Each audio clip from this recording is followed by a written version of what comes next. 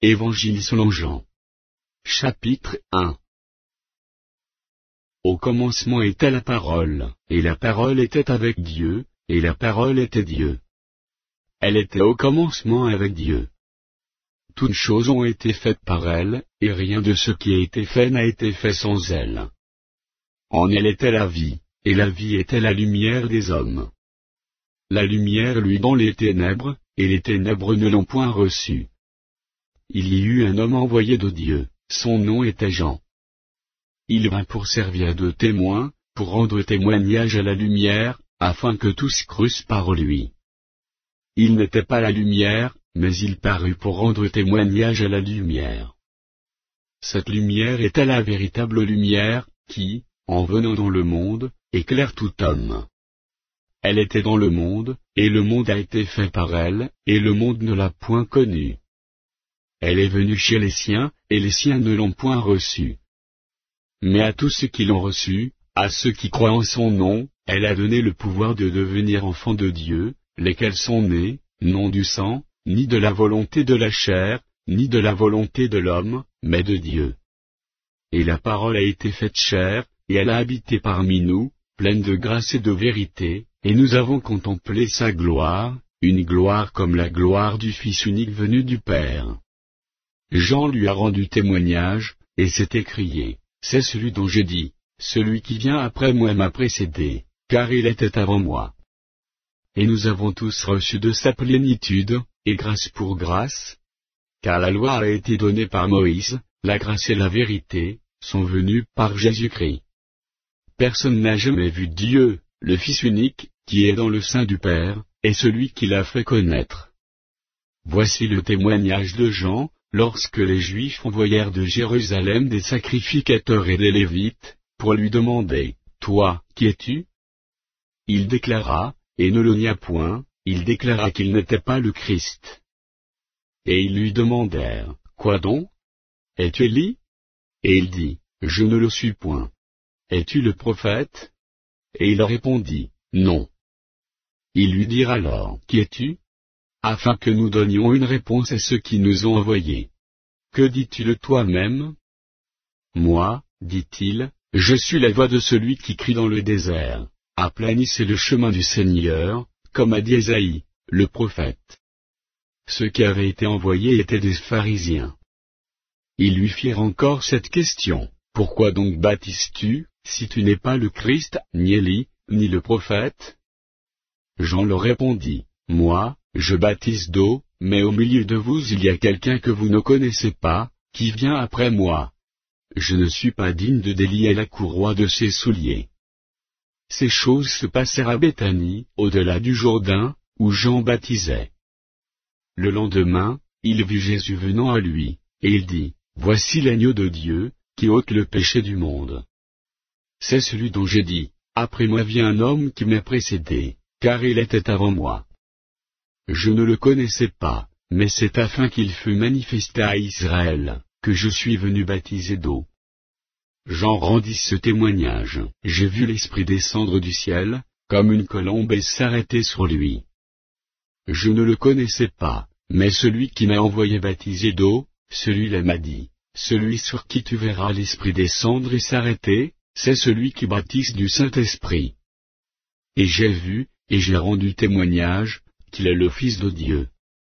Le lendemain, Jean était encore là, avec 2 de ses disciples. Et, ayant regardé Jésus qui paissait, il dit, « Voilà l'agneau de Dieu. » Les 2 disciples l'entendirent prononcer ces paroles, et ils suivirent Jésus.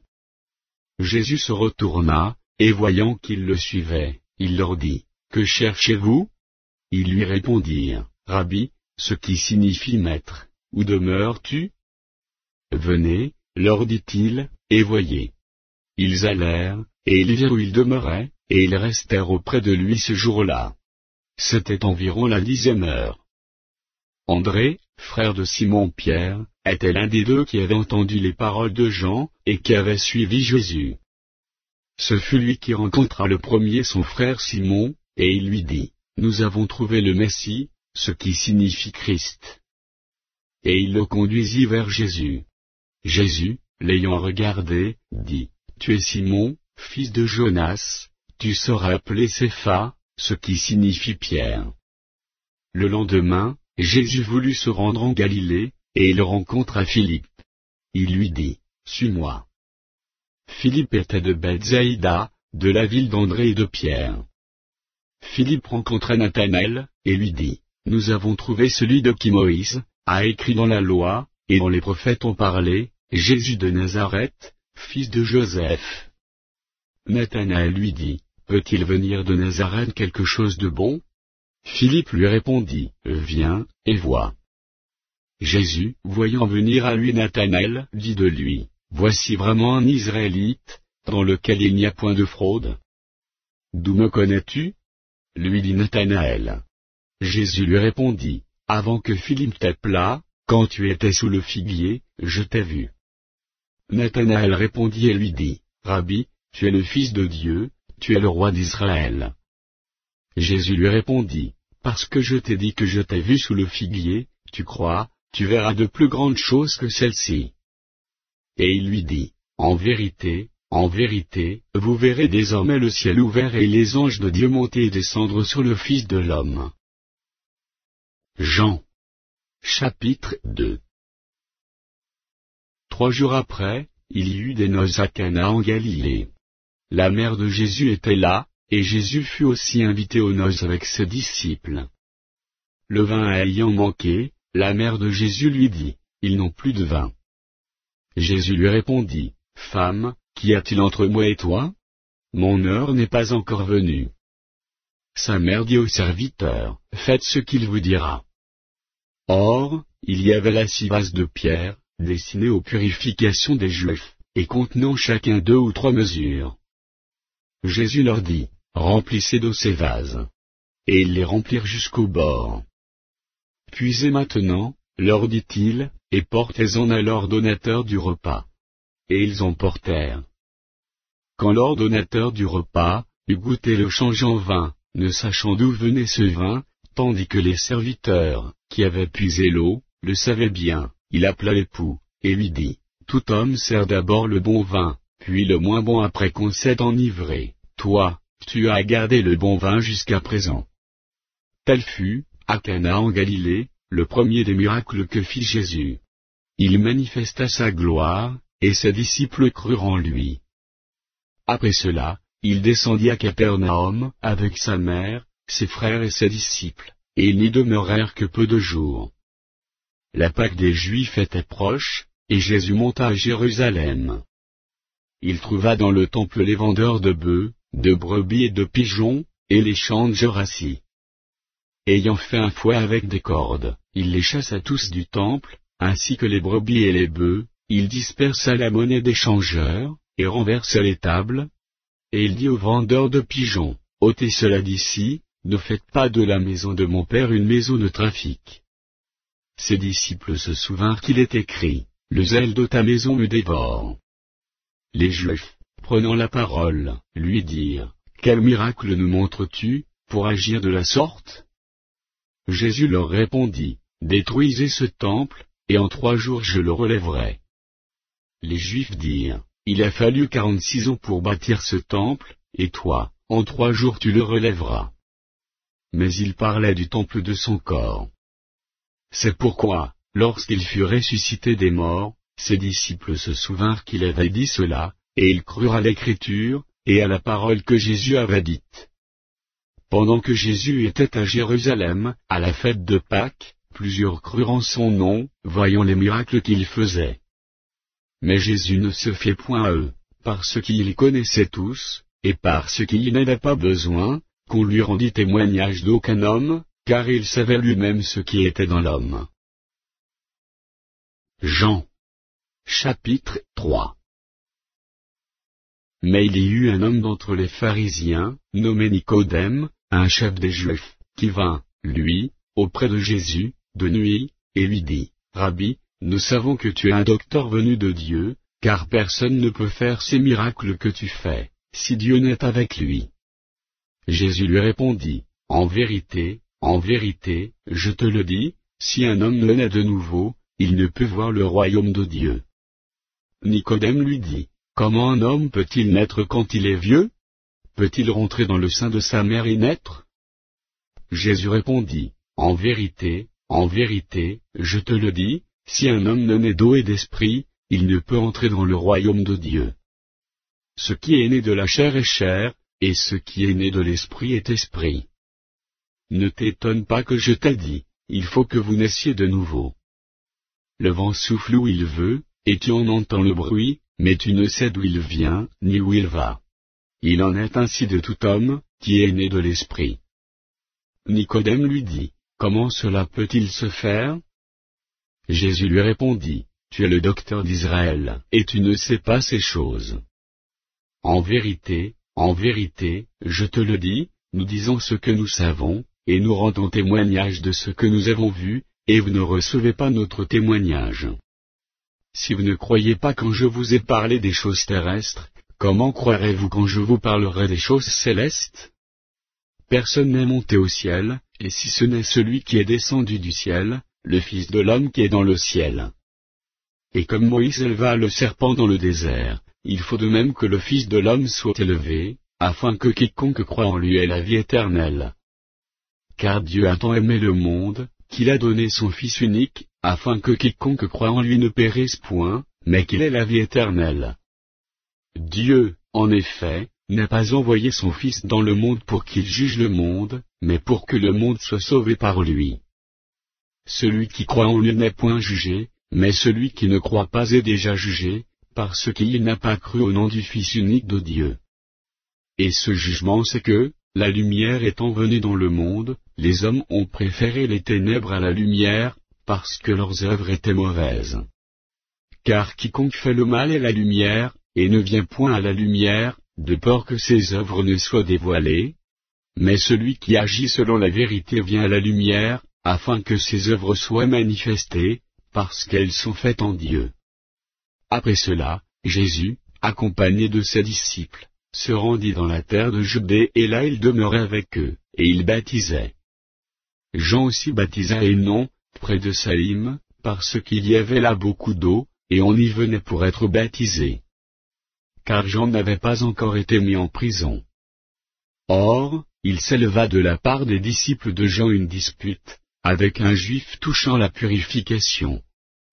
Ils vinrent trouver Jean, et lui dirent, Rabbi, celui qui était avec toi au-delà du Jourdain, et à qui tu as rendu témoignage, voici, il baptise, et tous vont à lui. Jean répondit, un homme ne peut recevoir que ce qui lui a été donné du ciel. Vous-même êtes témoins que j'ai dit, je ne suis pas le Christ, mais j'ai été envoyé devant lui. Celui à qui appartient l'épouse, c'est l'époux, mais l'ami de l'époux, qui se tient là et qui l'entend, éprouve une grande joie à cause de la voix de l'époux. Aussi cette joie, qui est la mienne, est parfaite. Il faut qu'il croisse, et que je diminue. Celui qui vient d'en haut est au-dessus de tous, celui qui est de la terre est de la terre, et il parle comme étant de la terre. Celui qui vient du ciel est au-dessus de tous, il rend témoignage de ce qu'il a vu et entendu, et personne ne reçoit son témoignage.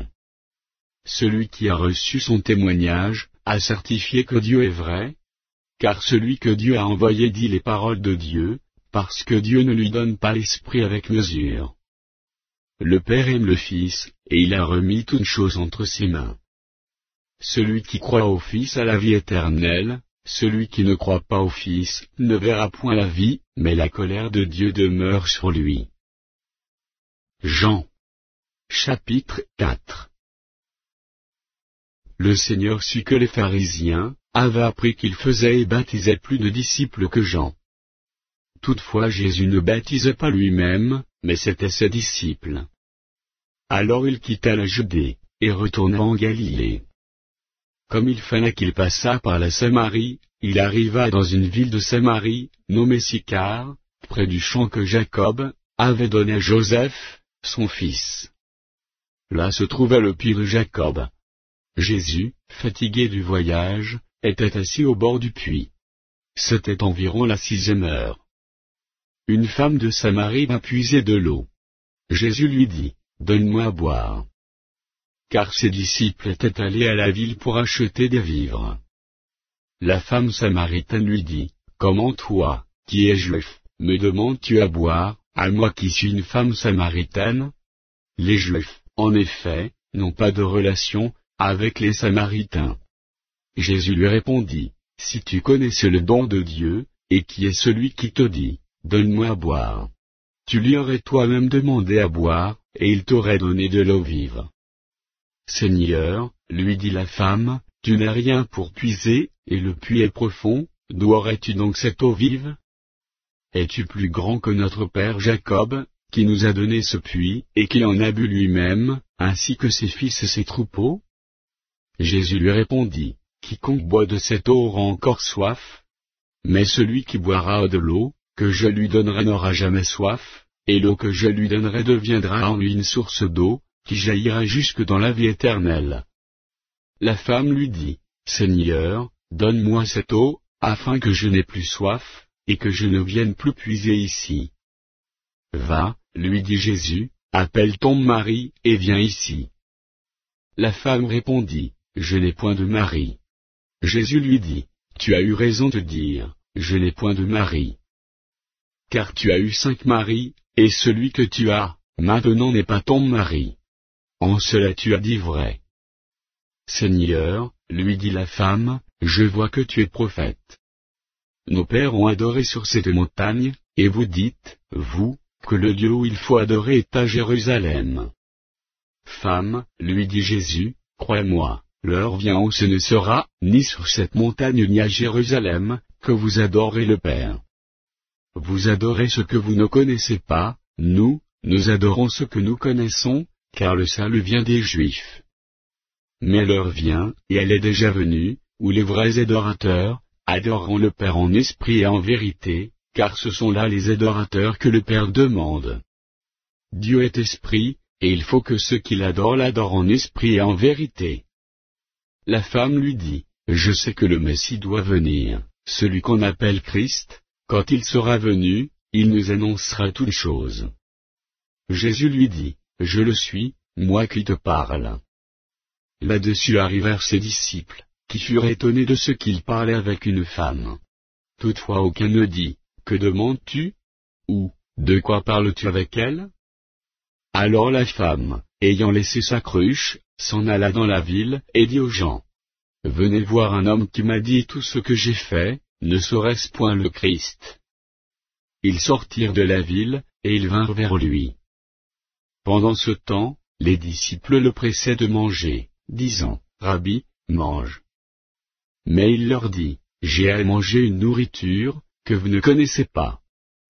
Les disciples se disaient donc les uns aux autres, quelqu'un lui aurait-il apporté à manger? Jésus leur dit, ma nourriture est de faire la volonté de celui qui m'a envoyé, et d'accomplir son œuvre. Ne dites-vous pas qu'il y a encore 4 mois jusqu'à la moisson? Voici, je vous le dis, levez les yeux, et regardez les champs, qui déjà blanchissent pour la moisson. Celui qui moissonne reçoit un salaire, et amasse des fruits pour la vie éternelle, afin que celui qui sème et celui qui moissonne se réjouissent ensemble. Car en ceci ce qu'on dit est vrai, autre est celui qui sème, et autre celui qui moissonne. Je vous ai envoyé moissonner ce que vous n'avez pas travaillé, d'autres ont travaillé, et vous êtes entrés dans leur travail. Plusieurs Samaritains de cette ville crurent en Jésus à cause de cette déclaration formelle de la femme, il m'a dit tout ce que j'ai fait. Aussi, quand les Samaritains vinrent le trouver, ils le prièrent de rester auprès d'eux. Et il resta là 2 jours. Un beaucoup plus grand nombre crurent à cause de sa parole. Et il disait à la femme, ce n'est plus à cause de ce que tu as dit que nous croyons, car nous l'avons entendu nous-mêmes, et nous savons qu'il est vraiment le Sauveur du monde. Après ces 2 jours, Jésus partit de là, pour se rendre en Galilée, car il avait déclaré lui-même qu'un prophète n'est pas honoré dans sa propre patrie. Lorsqu'il arriva en Galilée, il fut bien reçu des Galiléens, qui avaient vu tout ce qu'il avait fait à Jérusalem pendant la fête, car eux aussi étaient allés à la fête. Il retourna donc à Cana en Galilée, où il avait changé l'eau en vin. Il y avait à Capernaum un officier du roi, dont le fils était malade. Ayant appris que Jésus était venu de Judée en Galilée, il alla vers lui, et le pria de descendre et de guérir son fils, qui était près de mourir. Jésus lui dit, si vous ne voyez des miracles et des prodiges, vous ne croyez point. L'officier du roi lui dit, Seigneur, descends avant que mon enfant meure. Va, lui dit Jésus, ton fils vit. Et cet homme crut à la parole que Jésus lui avait dite, et il s'en alla. Comme déjà il descendait, ses serviteurs venant à sa rencontre, lui apportèrent cette nouvelle, ton enfant vit. Il leur demanda à quelle heure il s'était trouvé mieux, et ils lui dirent, hier, à la 7e heure, la fièvre l'a quitté. Le père reconnut que c'était à cette heure-là, que Jésus lui avait dit, ton fils vit. Et il crut, lui et toute sa maison. Jésus fit encore ce second miracle, lorsqu'il fut venu de Judée en Galilée. Jean. Chapitre 5. Après cela, il y eut une fête des Juifs, et Jésus monta à Jérusalem. Or, à Jérusalem, près de la porte des brebis, il y a une piscine, qui s'appelle en hébreu Bethéda, et qui a 5 portiques. Sous ces portiques étaient couchés en grand nombre des malades, des aveugles, des boiteux, des paralytiques, qui attendaient le mouvement de l'eau, car un ange descendait de temps en temps dans la piscine, et agite l'eau, et celui qui y descendait le premier, après que l'eau avait été agitée était guéri, quelle que fût sa maladie. Là se trouvait un homme malade depuis 38 ans. Jésus, l'ayant vu coucher, et sachant qu'il était malade depuis longtemps, lui dit, veux-tu être guéri? Le malade lui répondit, Seigneur, je n'ai personne pour me jeter dans la piscine, quand l'eau est agitée, et, pendant que j'y vais, un autre descend avant moi. Lève-toi, lui dit Jésus, prends ton lit, et marche. Aussitôt cet homme fut guéri, il prit son lit, et marcha. C'était un jour de sabbat. Les Juifs dirent donc à celui qui avait été guéri, c'est le sabbat, il ne t'est pas permis d'emporter ton lit. Il leur répondit, celui qui m'a guéri m'a dit, prends ton lit, et marche. Ils lui demandèrent, qui est l'homme qui t'a dit, prends ton lit, et marche? Mais celui qui avait été guéri ne savait pas qui c'était, car Jésus avait disparu de la foule, qui était en ce lieu. Depuis, Jésus le trouva dans le temple, et lui dit, voici, tu as été guéri, ne pêche plus, de peur qu'il ne t'arrive quelque chose de pire. Cet homme s'en alla, et annonça aux Juifs, que c'était Jésus qui l'avait guéri. C'est pourquoi les Juifs poursuivaient Jésus, parce qu'il faisait ces choses le jour du sabbat. Mais Jésus leur répondit, mon Père agit jusqu'à présent, moi aussi, j'agis. À cause de cela, les Juifs cherchaient encore plus à le faire mourir, non seulement parce qu'il violait le sabbat, mais parce qu'il appelait Dieu son propre Père, se faisant lui-même égal à Dieu. Jésus reprit donc la parole, et leur dit, en vérité, je vous le dis, le Fils ne peut rien faire de lui-même, il ne fait que ce qu'il voit faire au Père, et tout ce que le Père fait, le Fils aussi le fait pareillement. Car le Père aime le Fils, et lui montre tout ce qu'il fait, et il lui montrera des œuvres plus grandes que celles-ci, afin que vous soyez dans l'étonnement. Car, comme le Père ressuscite les morts et donne la vie, ainsi le Fils donne la vie à qui il veut. Le Père ne juge personne, mais il a remis tout jugement au Fils, afin que tous honorent le Fils, comme ils honorent le Père. Celui qui n'honore pas le Fils, n'honore pas le Père qui l'a envoyé. En vérité, je vous le dis, celui qui écoute ma parole, et qui croit à celui qui m'a envoyé, a la vie éternelle, et ne vient point en jugement, mais il est passé de la mort à la vie.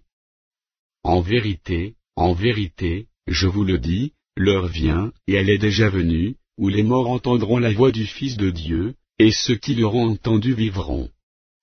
Car, comme le Père a la vie en lui-même, ainsi il a donné au Fils d'avoir la vie en lui-même. Et il lui a donné le pouvoir de juger, par ce qui est Fils de l'homme. Ne vous étonnez pas de cela, car l'heure vient où tous ceux qui sont, dans les sépulcres entendront sa voix, et en sortiront. Ceux qui auront fait le bien ressusciteront pour la vie, mais ceux qui auront fait le mal, ressusciteront pour le jugement. Je ne puis rien faire de moi-même, selon que j'entends, je juge, et mon jugement est juste, parce que je ne cherche pas ma volonté, mais la volonté de celui qui m'a envoyé. Et si c'est moi qui rends témoignage de moi-même, mon témoignage n'est pas vrai. Il y en a un autre, qui rend témoignage de moi, et je sais que le témoignage qu'il rend de moi est vrai. Vous avez envoyé vers Jean, et il a rendu témoignage à la vérité. Pour moi ce n'est pas d'un homme, que je reçois le témoignage, mais je dis ceci, afin que vous soyez sauvés. Jean était la lampe qui brûle et qui luit, et vous avez voulu vous réjouir une heure à sa lumière. Moi, j'ai un témoignage plus grand que celui de Jean, car les œuvres que le Père m'a donné d'accomplir, ces œuvres mêmes que je fais, témoignent de moi que c'est le Père qui m'a envoyé. Et le Père qui m'a envoyé a rendu lui-même témoignage de moi. Vous n'avez jamais entendu sa voix, vous n'avez point vu sa face, et sa parole ne demeure point en vous, parce que vous ne croyez pas à celui qui l'a envoyé. Vous sondez les Écritures, parce que vous pensez avoir en elles la vie éternelle, ce sont elles qui rendent témoignage de moi. Et vous ne voulez pas venir à moi pour avoir la vie. Je ne tire pas ma gloire des hommes. Mais je sais que vous n'avez point en vous l'amour de Dieu. Je suis venu au nom de mon Père, et vous ne me recevez pas, si un autre vient en son propre nom, vous le recevrez. Comment pouvez-vous croire, vous qui tirez votre gloire les uns des autres, et qui ne cherchez point la gloire qui vient de Dieu seul? Ne pensez pas que moi je vous accuserai devant le Père, celui qui vous accuse, c'est Moïse, en qui vous avez mis votre espérance. Car si vous croyez Moïse, vous me croirez aussi, par ce qui est écrit de moi. Mais si vous ne croyez pas à ces écrits, comment croirez-vous à mes paroles? Jean. Chapitre 6. Après cela, Jésus s'en allait de l'autre côté de la mer de Galilée, de Tibériade. Une grande foule le suivait, parce qu'elle voyait les miracles qu'il opérait sur les malades. Jésus monta sur la montagne, et là il s'assit avec ses disciples. Or, la Pâque était proche, la fête des Juifs. Ayant levé les yeux, et voyant qu'une grande foule venait à lui, Jésus dit à Philippe, où achèterons-nous des pains, pour que ces gens aient à manger? Il disait cela pour l'éprouver, car il savait ce qu'il allait faire. Philippe lui répondit, les pains qu'on aurait pour 200 deniers, ne suffiraient pas pour que chacun en reçût un peu. Un de ses disciples, André, frère de Simon-Pierre, lui dit, il y a ici un jeune garçon, qui a 5 pains d'orge et 2 poissons, mais qu'est-ce que cela pour tant de gens? Jésus dit, faites-les asseoir. Il y avait dans ce lieu beaucoup d'herbes. Ils s'assirent donc, au nombre d'environ 5000 hommes. Jésus prit les pains, rendit grâce, et les distribua à ceux qui étaient assis, il leur donna de même des poissons, autant qu'ils en voulurent.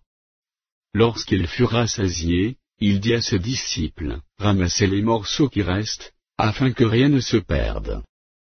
Ils les ramassèrent donc, et ils remplirent 12 paniers avec les morceaux, qui restèrent des 5 pains d'orge, après que tous eurent mangé. Ces gens, ayant vu le miracle, que Jésus avait fait, disaient, celui-ci est vraiment le prophète, qui doit venir dans le monde. Et Jésus, sachant qu'ils allaient venir l'enlever pour le faire roi, se retira de nouveau sur la montagne, lui seul. Quand le soir fut venu, ses disciples descendirent au bord de la mer. Étant montés dans une barque, ils traversaient la mer, pour se rendre à Capernaum. Il faisait déjà nuit, et Jésus ne les avait pas encore rejoints. Il souffla un grand vent, et la mer était agitée. Après avoir ramé environ 25 ou 30 stades, ils virent Jésus marchant sur la mer, et s'approchant de la barque. Et ils eurent peur. Mais Jésus leur dit, c'est moi, n'ayez pas peur. Ils voulaient donc le prendre dans la barque, et aussitôt la barque aborda au lieu où ils allaient. La foule qui était restée de l'autre côté de la mer, avait remarqué qu'il ne se trouvait là qu'une seule barque, et que Jésus n'était pas monté dans cette barque avec ses disciples, mais qu'ils étaient partis seuls. Le lendemain, comme d'autres barques étaient arrivées de Tibériade près du lieu, où ils avaient mangé le pain, après que le Seigneur eut rendu grâce, les gens de la foule, ayant vu que ni Jésus, ni ses disciples n'étaient là, montèrent eux-mêmes dans ces barques, et allèrent à Capernaum à la recherche de Jésus. Et l'ayant trouvé au-delà de la mer, ils lui dirent, « Rabbi, quand es-tu venu ici ?» Jésus leur répondit, « En vérité, je vous le dis, vous me cherchez, non parce que vous avez vu des miracles, mais parce que vous avez mangé des pains, et que vous avez été rassasiés. Travaillez, non pour la nourriture qui périt, mais pour celle qui subsiste pour la vie éternelle et que le Fils de l'homme vous donnera, car celui que le Père, que Dieu a marqué de son sceau. » Ils lui dirent, « Que devons-nous faire, pour faire les œuvres de Dieu ?» Jésus leur répondit, « L'œuvre de Dieu, c'est que vous croyez en celui qui l'a envoyé. » « Quel miracle fais-tu donc, lui dirent-ils, afin que nous le voyions, et que nous croyions en toi? Que fais-tu? Nos pères ont mangé la manne dans le désert, selon ce qui est écrit, il leur donna le pain du ciel à manger. Jésus leur dit, en vérité, je vous le dis, Moïse ne vous a pas donné le pain du ciel, mais mon Père vous donne le vrai pain du ciel, car le pain de Dieu, c'est celui qui descend du ciel, et qui donne la vie au monde. Ils lui dirent, Seigneur, donne-nous toujours ce pain. Jésus leur dit, Je suis le pain de vie. Celui qui vient à moi n'aura jamais faim, et celui qui croit en moi n'aura jamais soif. Mais, je vous l'ai dit, vous m'avez vu, et vous ne croyez point. Tous ceux que le Père me donne viendront à moi, et je ne mettrai pas dehors celui qui vient à moi. Car je suis descendu du ciel pour faire, non ma volonté, mais la volonté de celui qui m'a envoyé. Or, la volonté de celui qui m'a envoyé, c'est que je ne perde rien de tout ce qu'il m'a donné, mais que je le ressuscite au dernier jour. La volonté de mon Père, c'est que quiconque voit le Fils, et croit en lui ait la vie éternelle, et je le ressusciterai au dernier jour. Les Juifs murmuraient à son sujet, parce qu'il y avait dit, Je suis le pain qui est descendu du ciel. Et ils disaient, N'est-ce pas là Jésus, le fils de Joseph, celui dont nous connaissons le Père et la Mère? Comment donc dit-il, Je suis descendu du ciel? Jésus leur répondit, Ne murmurez pas entre vous. Nul ne peut venir à moi, si le Père qui m'a envoyé ne l'attire, et je le ressusciterai au dernier jour. Il est écrit dans les prophètes, ils seront tous enseignés de Dieu. Ainsi quiconque a entendu le Père, et a reçu son enseignement vient à moi. C'est que nul n'a vu le Père, sinon celui qui vient de Dieu, celui-là a vu le Père. En vérité, je vous le dis, celui qui croit en moi a la vie éternelle. Je suis le pain de vie. Vos pères ont mangé la manne dans le désert, et ils sont morts. C'est ici le pain qui descend du ciel, afin que celui qui en mange ne meure point. Je suis le pain vivant, qui est descendu du ciel. Si quelqu'un mange de ce pain, il vivra éternellement, et le pain que je donnerai, c'est ma chair, que je donnerai pour la vie du monde. Là-dessus, les Juifs disputaient entre eux, disant, Comment peut-il nous donner sa chair à manger? Jésus leur dit, En vérité, je vous le dis, si vous ne mangez la chair du Fils de l'homme, et si vous ne buvez son sang, vous n'avez point la vie en vous-même. Celui qui mange ma chair, et qui boit mon sang a la vie éternelle, et je le ressusciterai au dernier jour. Car ma chair est vraiment une nourriture, et mon sang est vraiment un breuvage. Celui qui mange ma chair, et qui boit mon sang demeure en moi, et je demeure en lui. Comme le Père qui est vivant m'a envoyé, et que je vis par le Père, ainsi celui qui me mange vivra par moi. C'est ici le pain qui est descendu du ciel. Il n'en est pas comme de vos pères, qui ont mangé la manne et qui sont morts. Celui qui mange ce pain, vivra éternellement. Jésus dit ces choses dans la synagogue, enseignant à Capernaum. Plusieurs de ses disciples, après l'avoir entendu, dirent, Cette parole est dure, qui peut l'écouter? Jésus, sachant lui-même que ses disciples murmuraient à ce sujet, leur dit, Cela vous scandalise-t-il? Et si vous voyez le Fils de l'homme monter où il était auparavant? C'est l'Esprit qui vivifie, la chair ne sert de rien. Les paroles que je vous ai dites sont esprit et vie. Mais il en est parmi vous quelques-uns qui ne croient point. car Jésus savait dès le commencement qui étaient ceux qui ne croyaient point, et qui était celui qui le livrerait.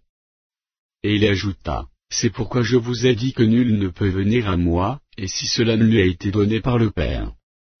Dès ce moment, plusieurs de ses disciples se retirèrent, et ils n'allaient plus avec lui. Jésus donc dit aux 12, et vous, ne voulez-vous pas aussi vous en aller? Simon-Pierre lui répondit, Seigneur, à qui irions-nous? Tu as les paroles de la vie éternelle. Et nous avons cru et nous avons connu que tu es le Christ, le Saint de Dieu. Jésus leur répondit, n'est-ce pas moi qui vous ai choisis, vous les 12? Et l'un d'eux vous est un démon. Il parlait de Judas Iscario, fils de Simon, car c'était lui qui devait le livrer, lui, l'un des 12. Jean. Chapitre 7. Après cela, Jésus parcourait la Galilée, car il ne voulait pas séjourner en Judée, parce que les Juifs cherchaient à le faire mourir. Or, la fête des Juifs, la fête des tabernacles, était proche. Et ses frères lui dirent, pars d'ici, et va en Judée, afin que tes disciples voient aussi les œuvres que tu fais. Personne n'agit en secret, lorsqu'il désire paraître. Si tu fais ces choses, montre-toi toi-même au monde. Car ses frères non plus ne croyaient pas en lui. Jésus leur dit, mon temps n'est pas encore venu, mais votre temps est toujours prêt. Le monde ne peut vous haïr, moi, il me hait, parce que je rends lui le témoignage, que ses œuvres sont mauvaises. Montez, vous, à cette fête, pour moi, je n'y monte point, parce que mon temps n'est pas encore accompli. Après leur avoir dit cela, il resta en Galilée. Lorsque ses frères furent montés à la fête, il y monta aussi lui-même, non publiquement, mais comme en secret. Les Juifs le cherchaient pendant la fête, et disaient, où est-il? Il y avait dans la foule grande rumeur à son sujet. Les uns disaient, c'est un homme de bien. D'autres disaient, non, il égare la multitude. Personne, toutefois, ne parlait librement de lui, par crainte des Juifs. Vers le milieu de la fête, Jésus monta au temple. Et il enseignait. Les Juifs s'étonnaient, disant, comment connaît-il les Écritures, lui qui n'a point étudié? Jésus leur répondit, ma doctrine n'est pas de moi, mais de celui qui m'a envoyé. Si quelqu'un veut faire sa volonté, il connaîtra si ma doctrine est de Dieu, ou si je parle de mon chef. Celui qui parle de son chef cherche sa propre gloire, mais celui qui cherche la gloire de celui qui l'a envoyé, celui-là est vrai, et il n'y a point d'injustice en lui. Moïse ne vous a-t-il pas donné la loi? Et nul de vous n'observe la loi. Pourquoi cherchez-vous à me faire mourir? La foule répondit, tu es un démon. Qui est-ce qui cherche à te faire mourir? Jésus leur répondit, j'ai fait une œuvre, et vous en êtes tous étonnés. Moïse vous a donné la circoncision, non qu'elle vienne de Moïse, car elle vient des patriarches, et vous circoncisez un homme le jour du sabbat. Si un homme reçoit la circoncision le jour du sabbat, afin que la loi de Moïse ne soit pas violée, pourquoi vous irritez-vous, contre moi de ce que j'ai guéri un homme tout entier le jour du sabbat? Ne jugez pas selon l'apparence, mais jugez selon la justice. Quelques habitants de Jérusalem disaient, n'est-ce pas là celui qu'ils cherchent à faire mourir? Et voici, ils parlent librement, et ils ne lui disent rien. Est-ce que vraiment les chefs auraient reconnu qu'il est le Christ? Cependant celui-ci, nous savons d'où il est, mais le Christ, quand il viendra, personne ne saura d'où il est. Et Jésus, enseignant dans le temple, s'écria, vous me connaissez, et vous savez d'où je suis. Je ne suis pas venu de moi-même, mais celui qui m'a envoyé est vrai, et vous ne le connaissez pas. Moi, je le connais, car je viens de lui, et celui qui m'a envoyé. Il cherchait donc à se saisir de lui, et personne ne met la main sur lui, parce que son heure n'était pas encore venue. Plusieurs parmi la foule crurent en lui, et ils disaient, le Christ, quand il viendra, fera-t-il plus de miracles, que n'en a fait celui-ci? Les pharisiens entendirent la foule murmurant de lui ces choses. Alors les principaux sacrificateurs et les pharisiens envoyèrent des huissiers pour le saisir. Jésus dit, « Je suis encore avec vous pour un peu de temps, puis je m'en vais vers celui qui m'a envoyé. Vous me chercherez et vous ne me trouverez pas, et vous ne pouvez venir où je serai. » Sur quoi les Juifs dirent entre eux, « Où ira-t-il, que nous ne le trouvions pas? Ira-t-il parmi ceux qui sont dispersés chez les Grecs, et enseignera-t-il les Grecs? » Que signifie cette parole qu'il a dite, « Vous me chercherez et vous ne me trouverez pas, et vous ne pouvez venir où je serai ?» Le dernier jour, le grand jour de la fête, Jésus, se tenant debout, s'écria, « Si quelqu'un a soif, qu'il vienne à moi, et qu'il boive. Celui qui croit en moi, des fleuves d'eau vive couleront de son sein, comme dit l'Écriture. » Il dit cela de l'Esprit, que devaient recevoir ceux qui croiraient en lui, car l'Esprit n'était pas encore, parce que Jésus n'avait pas encore été glorifié. Des gens de la foule, ayant entendu ces paroles, disaient, « Celui-ci est vraiment le prophète. » D'autres disaient, « C'est le Christ. » Et d'autres disaient, « Est-ce bien de la Galilée, que doit venir le Christ? » L'Écriture nous dit-elle, pas que c'est de la postérité de David et du village de Bethléem, où était David, que le Christ doit venir? Il y eut donc, à cause de lui, division parmi la foule. Quelques-uns d'entre eux voulaient le saisir, mais personne ne mit la main sur lui. Ainsi les huissiers retournèrent vers les principaux sacrificateurs et les pharisiens.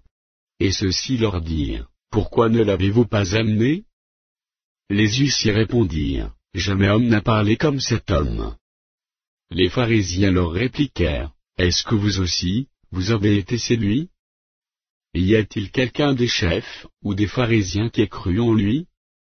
Mais cette foule qui ne connaît pas la loi, ce sont des maudits. » Nicodème, qui était venu de nuit vers Jésus, et qui était l'un d'entre eux, leur dit, « Notre loi condamne-t-elle un homme, avant qu'on l'entende et qu'on sache ce qu'il a fait? » Ils lui répondirent, « Es-tu aussi galiléen?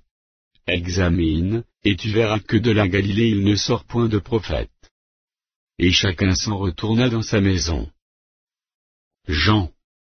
Chapitre 8. Jésus se rendit à la montagne des Oliviers. Mais, dès le matin, il alla de nouveau dans le temple, et tout le peuple vint à lui. S'étant assis, il les enseignait. Alors les scribes et les pharisiens amenèrent une femme surprise en adultère, et, la plaçant au milieu du peuple, ils dirent à Jésus, « Maître, cette femme a été surprise en flagrant délit d'adultère. Moïse, dans la loi, nous a ordonné de lapider de telles femmes. Toi donc, que dis-tu » Il disait cela pour l'éprouver, afin de pouvoir l'accuser. Mais Jésus, s'étant baissé, écrivait avec le doigt sur la terre. Comme il continuait à l'interroger, il se releva et leur dit, « Que celui de vous qui est, sans péché jette le premier la pierre contre elle. » Et s'étant de nouveau baissé, il écrivait sur la terre. Quand ils entendirent cela, accusés par leur conscience, ils se retirèrent un à un, depuis les plus âgés jusqu'au dernier, et Jésus resta seul avec la femme, qui était là au milieu. Alors s'étant relevé, et ne voyant plus que la femme, Jésus lui dit, « Femme, où sont ceux qui t'accusaient? Personne ne t'a-t-il condamné ?»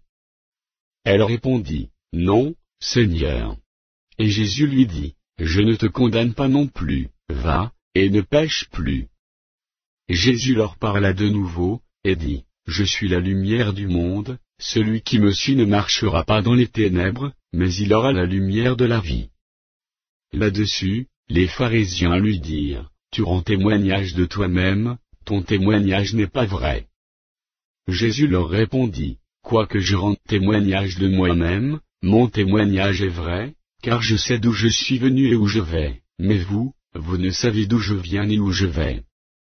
Vous jugez selon la chair, moi, je ne juge personne. Et si je juge, mon jugement est vrai, car je ne suis pas seul, mais le Père qui m'a envoyé est avec moi. Il est écrit dans votre loi, que le témoignage de deux hommes est vrai. Je rends témoignage de moi-même, et le Père qui m'a envoyé rend témoignage de moi. Ils lui dirent donc, où est ton Père? Jésus répondit, vous ne connaissez ni moi, ni mon Père. Si vous me connaissiez, vous connaîtriez aussi mon Père. Jésus dit ces paroles, enseignant dans le temple, au lieu où était le trésor, et personne ne le saisit, parce que son heure n'était pas encore venue. Jésus leur dit encore, je m'en vais, et vous me chercherez, et vous mourrez dans votre péché, vous ne pouvez venir où je vais. Sur quoi les Juifs dirent, se tuera-t-il lui-même, puisqu'il dit, vous ne pouvez venir où je vais? Et il leur dit, vous êtes d'en bas, moi, je suis d'en haut. Vous êtes de ce monde, moi, je ne suis pas de ce monde.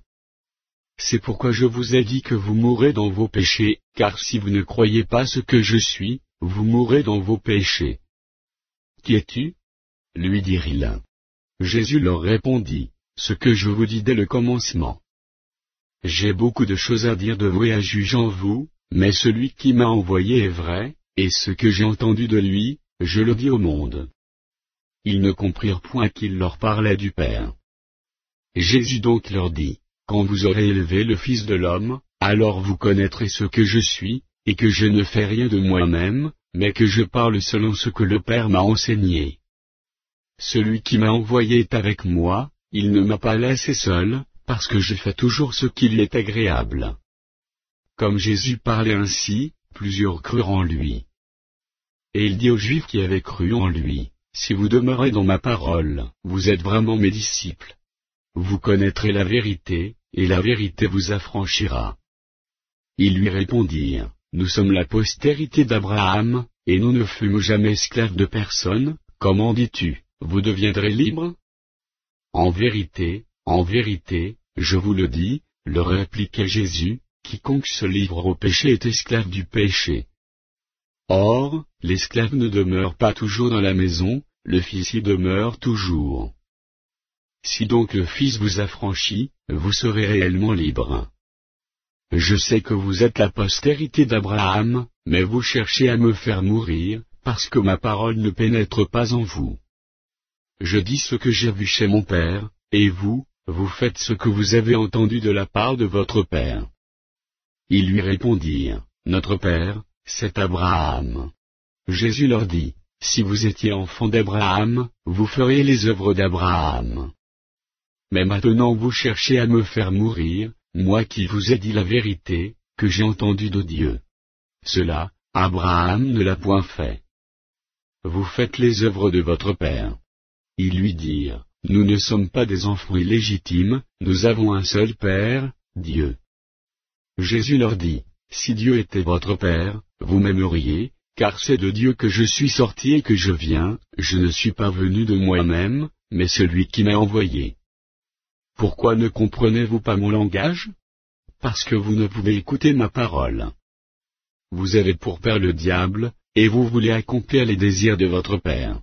Il a été meurtrier dès le commencement, et il ne se tient pas dans la vérité, parce qu'il n'y a pas de vérité en lui. Lorsqu'il profère le mensonge, il parle de son propre fond, car il est menteur et le père du mensonge. Et moi, parce que je dis la vérité, vous ne me croyez pas. Qui de vous me convaincra de péché? Si je dis la vérité, pourquoi ne me croyez-vous pas? Celui qui est de Dieu, écoute les paroles de Dieu, vous n'écoutez pas, parce que vous n'êtes pas de Dieu. Les Juifs lui répondirent, n'avons-nous pas raison de dire que tu es un Samaritain, et que tu es un démon? Jésus répliqua, je n'ai point de démon, mais j'honore mon Père, et vous m'outragez. Je ne cherche point ma gloire, il en est un qui la cherche et qui juge. En vérité, je vous le dis, si quelqu'un garde ma parole, il ne verra jamais la mort. Maintenant, lui dirent les Juifs, nous connaissons que tu es un démon. Abraham est mort, les prophètes aussi, et tu dis, si quelqu'un garde ma parole, il ne verra jamais la mort. Es-tu plus grand que notre père Abraham, qui est mort? Les prophètes aussi sont morts. Qui prétends-tu être? Jésus répondit, si je me glorifie moi-même, ma gloire n'est rien. C'est mon Père qui me glorifie, lui que vous dites être votre Dieu, et que vous ne connaissez pas.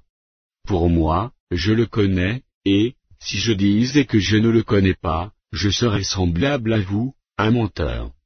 Mais je le connais, et je garde sa parole. Abraham, votre père, a tressailli de joie de ce qu'il verrait mon jour, il l'a vu, et il s'est réjoui. Les Juifs lui dirent, tu n'as pas encore 50 ans, et tu as vu Abraham. Jésus leur dit, en vérité, je vous le dis, avant qu'Abraham fût, je suis. Là-dessus, ils prirent des pierres pour les jeter contre lui, mais Jésus se cacha, et il sortit du temple. Jean. Chapitre 9. Jésus vit, en passant, un homme aveugle de naissance. Ses disciples lui firent cette question, Rabbi, qui a péché, cet homme ou ses parents, pour qu'il soit né aveugle? Jésus répondit, ce n'est pas que lui ou ses parents aient péché, mais c'est afin que les œuvres de Dieu soient manifestées en lui. Il faut que je fasse, tandis qu'il est jour, les œuvres de celui qui m'a envoyé. La nuit vient, où personne ne peut travailler. Pendant que je suis dans le monde, je suis la lumière du monde. Après avoir dit cela, il cracha à terre, et fit de la boue avec sa salive. Puis il appliqua cette boue sur les yeux de l'aveugle, et lui dit, va, et lave-toi au réservoir de Siloé, nom qui signifie envoyé. Il y alla, se lava, et s'en retourna voyant clair. Ses voisins et ceux qui auparavant l'avaient connu comme un mendiant disaient, n'est-ce pas là celui qui se tenait assis et qui mendiait? Les uns disaient, c'est lui. D'autres disaient, non, mais il lui ressemble. Et lui-même disait, c'est moi. Ils lui dirent donc, comment tes yeux ont-ils été ouverts? Il répondit, l'homme qu'on appelle Jésus a fait de la boue, a oint mes yeux, et m'a dit, va au réservoir de Siloé, et lève-toi. J'y suis allé, je me suis lavé, et j'ai recouvré la vue. Ils lui dirent, où est cet homme? Il répondit, je ne sais. Ils menèrent vers les pharisiens celui qui avait été aveugle. Or, c'était un jour de sabbat, que Jésus avait fait de la boue, et lui avait ouvert les yeux. De nouveau, les pharisiens aussi lui demandèrent comment il avait recouvré la vue. Et il leur dit, il a appliqué de la boue sur mes yeux, je me suis lavé, et je vois. Sur quoi quelques-uns des pharisiens dirent, cet homme ne vient pas de Dieu, car il n'observe pas le sabbat. D'autres dirent, comment un homme pécheur peut-il faire de tels miracles? Et il y eut division parmi eux. Ils dirent encore à l'aveugle, toi, que dis-tu de lui, sur ce qu'il t'a ouvert les yeux? Il répondit, c'est un prophète. Les Juifs ne crurent point qu'il eût été aveugle et qu'il eût recouvré la vue, jusqu'à ce qu'ils eussent fait venir ses parents. Et ils les interrogèrent, disant, est-ce là votre fils, que vous dites être né aveugle? Comment donc voit-il maintenant? Ses parents répondirent, nous savons que c'est notre fils, et qu'il est né aveugle. Mais comment il voit maintenant, ou qu'il lui a ouvert les yeux, c'est ce que nous ne savons. Interrogez-le lui-même, il a de l'âge, il parlera de ce qui le concerne. Ses parents dirent cela parce qu'ils craignaient les Juifs, car les Juifs étaient déjà convenus que, si quelqu'un reconnaissait Jésus pour le Christ, il serait exclu de la synagogue. C'est pourquoi ses parents dirent, il a de l'âge, interrogez-le lui-même. Les pharisiens appelèrent une seconde fois l'homme, qui avait été aveugle, et ils lui dirent, donne gloire à Dieu, nous savons que cet homme est un pécheur. Il répondit, s'il est un pécheur, je sais une chose, c'est que j'étais aveugle, et que maintenant je vois. Ils lui dirent, que t'a-t-il fait? Comment t'a-t-il ouvert les yeux? Il leur répondit, je vous l'ai déjà dit, et vous n'avez pas écouté, pourquoi voulez-vous l'entendre encore? Voulez-vous aussi devenir ses disciples? Ils l'injurièrent et dirent, c'est toi qui es son disciple, nous sommes disciples de Moïse. Nous savons que Dieu a parlé à Moïse, mais celui-ci, nous ne savons d'où il est. Cet homme leur répondit, il est étonnant que vous ne sachiez d'où il est, et cependant il m'a ouvert les yeux. Nous savons que Dieu n'exauce point les pécheurs, mais, si quelqu'un l'honore et fait sa volonté, c'est celui-là qui l'exauce. jamais on n'a entendu dire que quelqu'un a ouvert les yeux d'un aveugle-né. Si cet homme ne venait pas de Dieu, il ne pourrait rien faire. Ils lui répondirent, tu es né tout entier dans le péché, et tu nous enseignes. Et ils le chassèrent. Jésus apprit qu'ils l'avaient chassé, et, l'ayant rencontré, il lui dit, crois-tu au Fils de Dieu? Il répondit, et qui est-il, Seigneur, afin que je croie en lui? Tu l'as vu, lui dit Jésus, et celui qui te parle, c'est lui. Et il dit, je crois, Seigneur. Et il se prosterna devant lui. Puis Jésus dit, je suis venu dans ce monde pour un jugement, pour que ceux qui ne voient point voient, et que ceux qui voient deviennent aveugles. Quelques pharisiens qui étaient avec lui, ayant entendu ces paroles, lui dirent, nous aussi, sommes-nous aveugles? Jésus leur répondit, si vous étiez aveugles, vous n'auriez pas de péché. Mais maintenant vous dites, nous voyons. C'est pour cela que votre péché subsiste. Jean. Chapitre 10. En vérité, je vous le dis, celui qui n'entre pas par la porte dans la bergerie, mais qui monte par ailleurs, est un voleur et un brigand. Mais celui qui entre par la porte, est le berger des brebis. Le portier lui ouvre, et les brebis entendent sa voix, il appelle par leur nom les brebis qui lui appartiennent, et il les conduit dehors. Lorsqu'il a fait sortir toutes ses propres brebis, il marche devant elles, et les brebis le suivent, parce qu'elles connaissent sa voix. Elles ne suivront point un étranger, mais elles fuiront loin de lui, parce qu'elles ne connaissent pas la voix des étrangers. Jésus leur dit cette parabole, mais ils ne comprirent pas de quoi il leur parlait. Jésus leur dit encore, en vérité, je vous le dis, je suis la porte des brebis. Tous ceux qui sont venus avant moi sont des voleurs et des brigands, mais les brebis ne les ont point écoutés. Je suis la porte. Si quelqu'un entre par moi, il sera sauvé, il entrera et il sortira, et il trouvera des pâturages.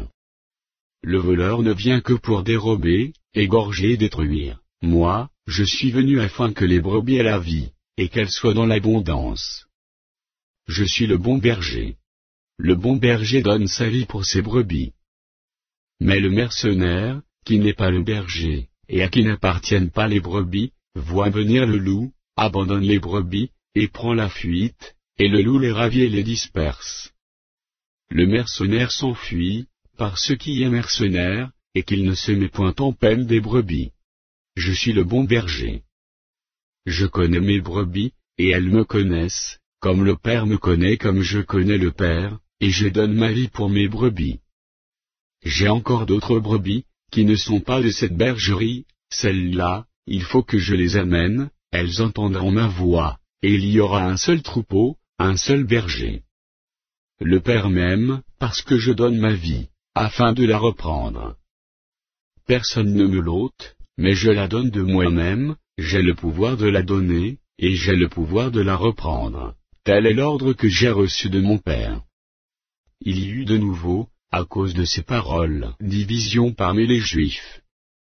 Plusieurs d'entre eux disaient, il a un démon, il est fou, pourquoi l'écoutez-vous? D'autres disaient, ce ne sont pas les paroles d'un démoniaque, un démon peut-il ouvrir les yeux des aveugles? On célébrait à Jérusalem la fête de la dédicace. C'était l'hiver. Et Jésus se promenait dans le temple, sous le portique de Salomon. Les Juifs l'entourèrent, et lui dirent, jusqu'à quand tiendras-tu notre esprit en suspens? Si tu es le Christ, dis-le-nous franchement. Jésus leur répondit, je vous l'ai dit, et vous ne croyez pas. Les œuvres que je fais au nom de mon Père, rendent témoignage de moi. Mais vous ne croyez pas, parce que vous n'êtes pas de mes brebis. Mes brebis entendent ma voix, je les connais, et elles me suivent. Je leur donne la vie éternelle, et elles ne périront jamais, et personne ne les ravira de ma main. Mon Père, qui me les a donnés, est plus grand que tous, et personne ne peut les ravir de la main de mon Père. Moi et le Père nous sommes un. Alors les Juifs prirent de nouveau des pierres pour le lapidaire. Jésus leur dit, je vous ai fait voir plusieurs bonnes œuvres venant de mon Père, pour laquelle me lapidez-vous? Les Juifs lui répondirent, ce n'est point pour une bonne œuvre, que nous te lapidons, mais pour un blasphème, et parce que toi, qui es un homme, tu te fais Dieu. Jésus leur répondit, n'est-il pas écrit dans votre loi, j'ai dit, vous êtes des dieux? Si elle est appelée Dieu ceux à qui la parole de Dieu a été adressée, et si l'écriture ne peut être anéantie, celui que le Père ait sanctifié et envoyé dans le monde, vous lui dites, tu blasphèmes. Et cela parce que j'ai dit, je suis le Fils de Dieu.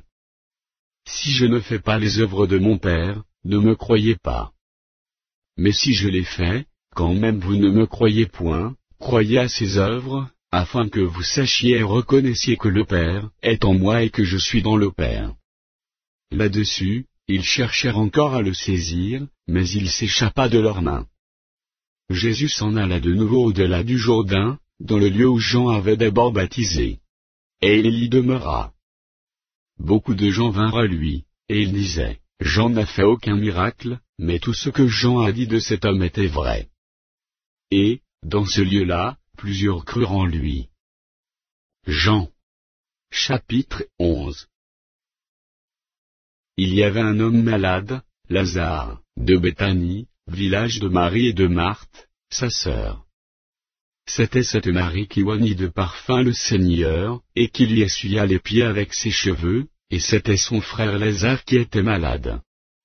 Les sœurs envoyèrent dire à Jésus, Seigneur, voici, celui que tu aimes est malade. Après avoir entendu cela, Jésus dit, cette maladie n'est point à la mort, mais elle est pour la gloire de Dieu, afin que le Fils de Dieu soit glorifié par elle. Or, Jésus aimait Marthe, et sa sœur, et Lazare. Lors donc qu'il eut appris que Lazare était malade, il resta 2 jours encore dans le lieu où il était, et il dit ensuite aux disciples, retournons en Judée. Les disciples lui dirent, Rabbi, les Juifs tout récemment cherchaient à te lapider, et tu retournes en Judée. Jésus répondit, n'y a-t-il pas 12 heures au jour? Si quelqu'un marche pendant le jour, il ne bronche point, parce qu'il voit la lumière de ce monde. Mais, si quelqu'un marche pendant la nuit, il bronche, parce que la lumière n'est pas en lui. Après ces paroles, il leur dit, Lazare, notre ami, dort, mais je vais le réveiller. Les disciples lui dirent, Seigneur, s'il dort, il sera guéri. Jésus avait parlé de sa mort, mais ils crurent qu'il parlait de l'assoupissement du sommeil. Alors Jésus leur dit ouvertement, Lazare est mort. Et, à cause de vous, afin que vous croyiez, je me réjouis de ce que je n'étais pas là. Mais allons vers lui. Sur quoi Thomas, appelé Didyme, dit aux autres disciples, allons aussi, afin de mourir avec lui. Jésus, étant arrivé, trouva que Lazare était, déjà depuis 4 jours dans le sépulcre. Et, comme Béthanie était, près de Jérusalem, à 15 stades environ, beaucoup de Juifs étaient venus vers Marthe et Marie, pour les consoler de la mort de leur frère. Lorsque Marthe apprit que Jésus arrivait, elle alla au-devant de lui, tandis que Marie se tenait assise à la maison. Marthe dit à Jésus, Seigneur, si tu étais ici, mon frère ne serait pas mort. Mais, maintenant même, je sais que tout ce que tu demanderas à Dieu, Dieu te l'accordera. Jésus lui dit, ton frère ressuscitera. Je sais, lui répondit Marthe, qu'il ressuscitera à la résurrection, au dernier jour. Jésus lui dit, je suis la résurrection et la vie. Celui qui croit en moi vivra, quand même il serait mort, et quiconque vit et croit en moi ne mourra jamais. Crois-tu cela? Elle lui dit, oui, Seigneur, je crois que tu es le Christ, le Fils de Dieu, qui devait venir dans le monde. Ayant ainsi parlé, elle s'en alla. Puis elle appela secrètement Marie, sa sœur, et lui dit, le Maître est ici, et il te demande. Dès que Marie eut entendu, elle se leva promptement, et alla vers lui. Car Jésus n'était pas encore entré dans le village, mais il était dans le lieu, où Marthe l'avait rencontré. Les Juifs qui étaient avec Marie dans la maison et qui la consolaient, l'ayant vue se lever promptement et sortir, la suivirent, disant, elle va au sépulcre, pour y pleurer.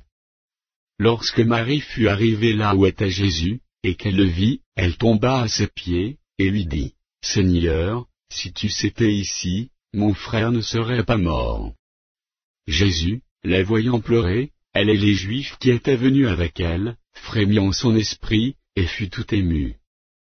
Et il dit, « Où l'avez-vous mis ? » Seigneur, lui répondirent-ils, viens et vois. Jésus pleura. Sur quoi les Juifs dirent, voyez comme il l'aimait. Et quelques-uns d'entre eux dirent, lui qui a ouvert les yeux de l'aveugle, ne pouvait-il pas faire aussi que cet homme ne mourût point? Jésus frémissant de nouveau en lui-même, se rendit au sépulcre. C'était une grotte, et une pierre était placée devant. Jésus dit, ôtez la pierre. Marthe, la sœur du mort, lui dit, Seigneur, il sent déjà, car il y a 4 jours qu'il est là. Jésus lui dit, ne t'ai-je pas dit que, si tu crois, tu verras la gloire de Dieu? Ils ôtèrent donc la pierre. Et Jésus leva les yeux en haut, et dit, Père, je te rends grâce de ce que tu m'as exaucé. Pour moi, je savais que tu m'exauces toujours, mais j'ai parlé à cause de la foule qui m'entoure, afin qu'ils croient que c'est toi qui m'as envoyé. Ayant dit cela, il cria d'une voix forte, Lazare, sors. Et le mort sortit, les pieds et les mains liés de bandes, et le visage enveloppé d'un linge. Jésus leur dit, déliez-le et laissez-le aller. Plusieurs des Juifs qui étaient venus vers Marie, et qui virent ce que fit Jésus, crurent en lui. Mais quelques-uns d'entre eux allèrent trouver les pharisiens, et leur dirent ce que Jésus avait fait. Alors les principaux sacrificateurs et les pharisiens assemblèrent le Sanhédrin, et dirent, que ferons-nous? Car cet homme fait beaucoup de miracles. Si nous le laissons faire, tous croiront en lui, et les Romains viendront détruire notre ville et notre nation. L'un d'eux, Caïphe, qui était souverain sacrificateur cette année-là, leur dit, vous n'y entendez rien. Vous ne réfléchissez pas qu'il est, dans votre intérêt qu'un seul homme meure pour le peuple, et que la nation entière ne périsse pas. Or, il ne dit pas cela de lui-même, mais étant souverain sacrificateur cette année-là, il prophétisa que Jésus devait mourir pour la nation. Et ce n'était pas pour la nation seulement, c'était aussi afin de réunir en un seul corps les enfants de Dieu dispersés. Dès ce jour, ils résolurent de le faire mourir. C'est pourquoi Jésus ne se montra plus ouvertement parmi les Juifs, mais il se retira dans la contrée voisine du désert, dans une ville appelée Éphraïm, et là il demeurait avec ses disciples. La Pâque des Juifs était proche. Et beaucoup de gens du pays montèrent à Jérusalem avant la Pâque, pour se purifier. Ils cherchaient Jésus, et ils se disaient les uns aux autres dans le temple, que vous ensemble? Ne viendra-t-il pas à la fête? Or, les principaux sacrificateurs et les pharisiens avaient donné l'ordre que, si quelqu'un savait où il était, il le déclarât, afin qu'on se saisît de lui. Jean. Chapitre 12. 6 jours avant la Pâque, Jésus arriva à Béthanie, où était Lazare, qu'il avait ressuscité des morts. Là, on lui fit un souper, Marthe servait, et Lazare était un de ceux qui se trouvaient à table avec lui. Marie, ayant pris une livre d'un parfum de nard pur de grand prix, oignit les pieds de Jésus, et elle lui essuya les pieds avec ses cheveux, et la maison fut remplie de l'odeur du parfum. Un de ses disciples, Judas Iscario, fils de Simon, celui qui devait le livrer, dit, « Pourquoi n'a-t-on pas vendu ce parfum 300 deniers, pour les donner aux pauvres ?» Il disait cela, non qu'il se mit en peine des pauvres, mais par ceux qui étaient voleurs, et que, tenant la bourse, ils prenaient ce qu'on y mettait. Mais Jésus dit, « Laisse-la garder ce parfum pour le jour de ma sépulture. Vous avez toujours les pauvres avec vous, mais vous ne m'avez pas toujours. » Une grande multitude de Juifs apprirent que Jésus était à Béthanie, et ils y vinrent, non pas seulement à cause de lui, mais aussi pour voir Lazare, qu'il avait ressuscité des morts. Les principaux sacrificateurs délibérèrent de faire mourir aussi Lazare, parce que beaucoup de Juifs se retiraient d'eux à cause de lui, et croyaient en Jésus. Le lendemain, une foule nombreuse de gens venus à la fête, ayant entendu dire que Jésus se rendait à Jérusalem, prirent des branches de palmier, et allèrent au-devant de lui, en criant, Hosanna! Béni soit celui qui vient au nom du Seigneur, le roi d'Israël. Jésus trouva un ânon, et s'assit dessus, selon ce qui est écrit. Ne crains point, fille de Sion, voici, ton roi vient, assis sur le petit d'une ânesse. Ses disciples ne comprirent pas d'abord ces choses, mais, lorsque Jésus était glorifié, ils se souvinrent qu'elles étaient écrites de lui, et qu'il les avait accomplies à son égard. Tous ceux qui étaient avec Jésus, quand il appela Lazare du sépulcre, et le ressuscita des morts, lui rendaient témoignage, et la foule vint au-devant de lui, parce qu'elle avait appris qu'il avait fait ce miracle. Les pharisiens se dirent donc les uns aux autres, vous voyez que vous ne gagnez rien, voici, le monde est allé après lui. Quelques Grecs, du nombre de ceux qui étaient montés, pour adorer pendant la fête, s'adressèrent à Philippe, de Bethsaïda en Galilée, et lui dirent avec instance, Seigneur, nous voudrions voir Jésus. Philippe alla le dire à André, puis André et Philippe le dirent à Jésus. Jésus leur répondit, l'heure est venue où le Fils de l'homme doit être glorifié. En vérité, je vous le dis, si le grain de blé qui est tombé en terre ne meurt, il reste seul, mais, s'il meurt, il porte beaucoup de fruits. Celui qui aime sa vie la perdra, et celui qui est sa vie dans ce monde la conservera pour la vie éternelle. Si quelqu'un me sert, qu'il me suive, et là où je suis, là aussi sera mon serviteur. Si quelqu'un me sert, le Père l'honorera. Maintenant mon âme est troublée. Et que dirai-je? Père, délivre-moi de cette heure? Mais c'est pour cela que je suis venu jusqu'à cette heure. Père, glorifie ton nom. Et une voix vint du ciel, je l'ai glorifié, et je le glorifierai encore. La foule qui était là, et qui avait entendu, disait que c'était un tonnerre. D'autres disaient, un ange lui a parlé. Jésus dit, ce n'est pas à cause de moi que cette voix s'est fait entendre, c'est à cause de vous. Maintenant a lieu le jugement de ce monde, maintenant le prince de ce monde, sera jeté dehors. Et moi, quand j'aurai été élevé de la terre, j'attirerai tous les hommes à moi. En parlant ainsi, il indiquait de quelle mort il devait mourir. La foule lui répondit, nous avons appris par la loi, que le Christ demeure éternellement, comment donc dis-tu, il faut que le Fils de l'homme soit élevé? Qui est ce Fils de l'homme? Jésus leur dit, la lumière est encore pour un peu de temps au milieu de vous. Marchez, pendant que vous avez la lumière, afin que les ténèbres ne vous surprennent point, celui qui marche dans les ténèbres ne sait où il va. Pendant que vous avez la lumière, croyez en la lumière, afin que vous soyez des enfants de lumière. Jésus dit ces choses, puis il s'en alla, et se cacha loin d'eux. Malgré tant de miracles, qu'il avait fait en leur présence, ils ne croyaient pas en lui, afin que s'accomplît la parole qu'Ésaïe, le prophète, a prononcée, Seigneur, qui a cru à notre prédication? Et à qui le bras du Seigneur a-t-il été révélé? Aussi ne pouvaient-ils croire, parce qu'Ésaïe a dit encore. Il a aveuglé leurs yeux, et il a endurci leur cœur, de peur qu'ils ne voient des yeux, qu'ils ne comprennent du cœur, qu'ils ne se convertissent, et que je ne les guérisse. Ésaïe dit ces choses, lorsqu'il vit sa gloire, et qu'il parla de lui. Cependant, même parmi les chefs, plusieurs crurent en lui, mais, à cause des pharisiens, ils n'en faisaient pas l'aveu, dans la crainte d'être exclus de la synagogue. Car ils aimaient la gloire des hommes plus que la gloire de Dieu. Or, Jésus s'était écrié, celui qui croit en moi croit, non pas en moi, mais en celui qui m'a envoyé. Et celui qui me va voit celui qui m'a envoyé. Je suis venu comme une lumière dans le monde, afin que quiconque croit en moi ne demeure pas dans les ténèbres. Si quelqu'un entend mes paroles et ne les garde point, ce n'est pas moi qui le juge, car je suis venu non pour juger le monde, mais pour sauver le monde. Celui qui me rejette et qui ne reçoit pas mes paroles à son juge, la parole que j'ai annoncée, c'est elle qui le jugera au dernier jour. Car je n'ai point parlé de moi-même, mais le Père, qui m'a envoyé, m'a prescrit lui-même ce que je dois dire et annoncer. Et je sais que son commandement est la vie éternelle. C'est pourquoi les choses que je dis, je les dis comme le Père me les a dites. Jean. Chapitre 13.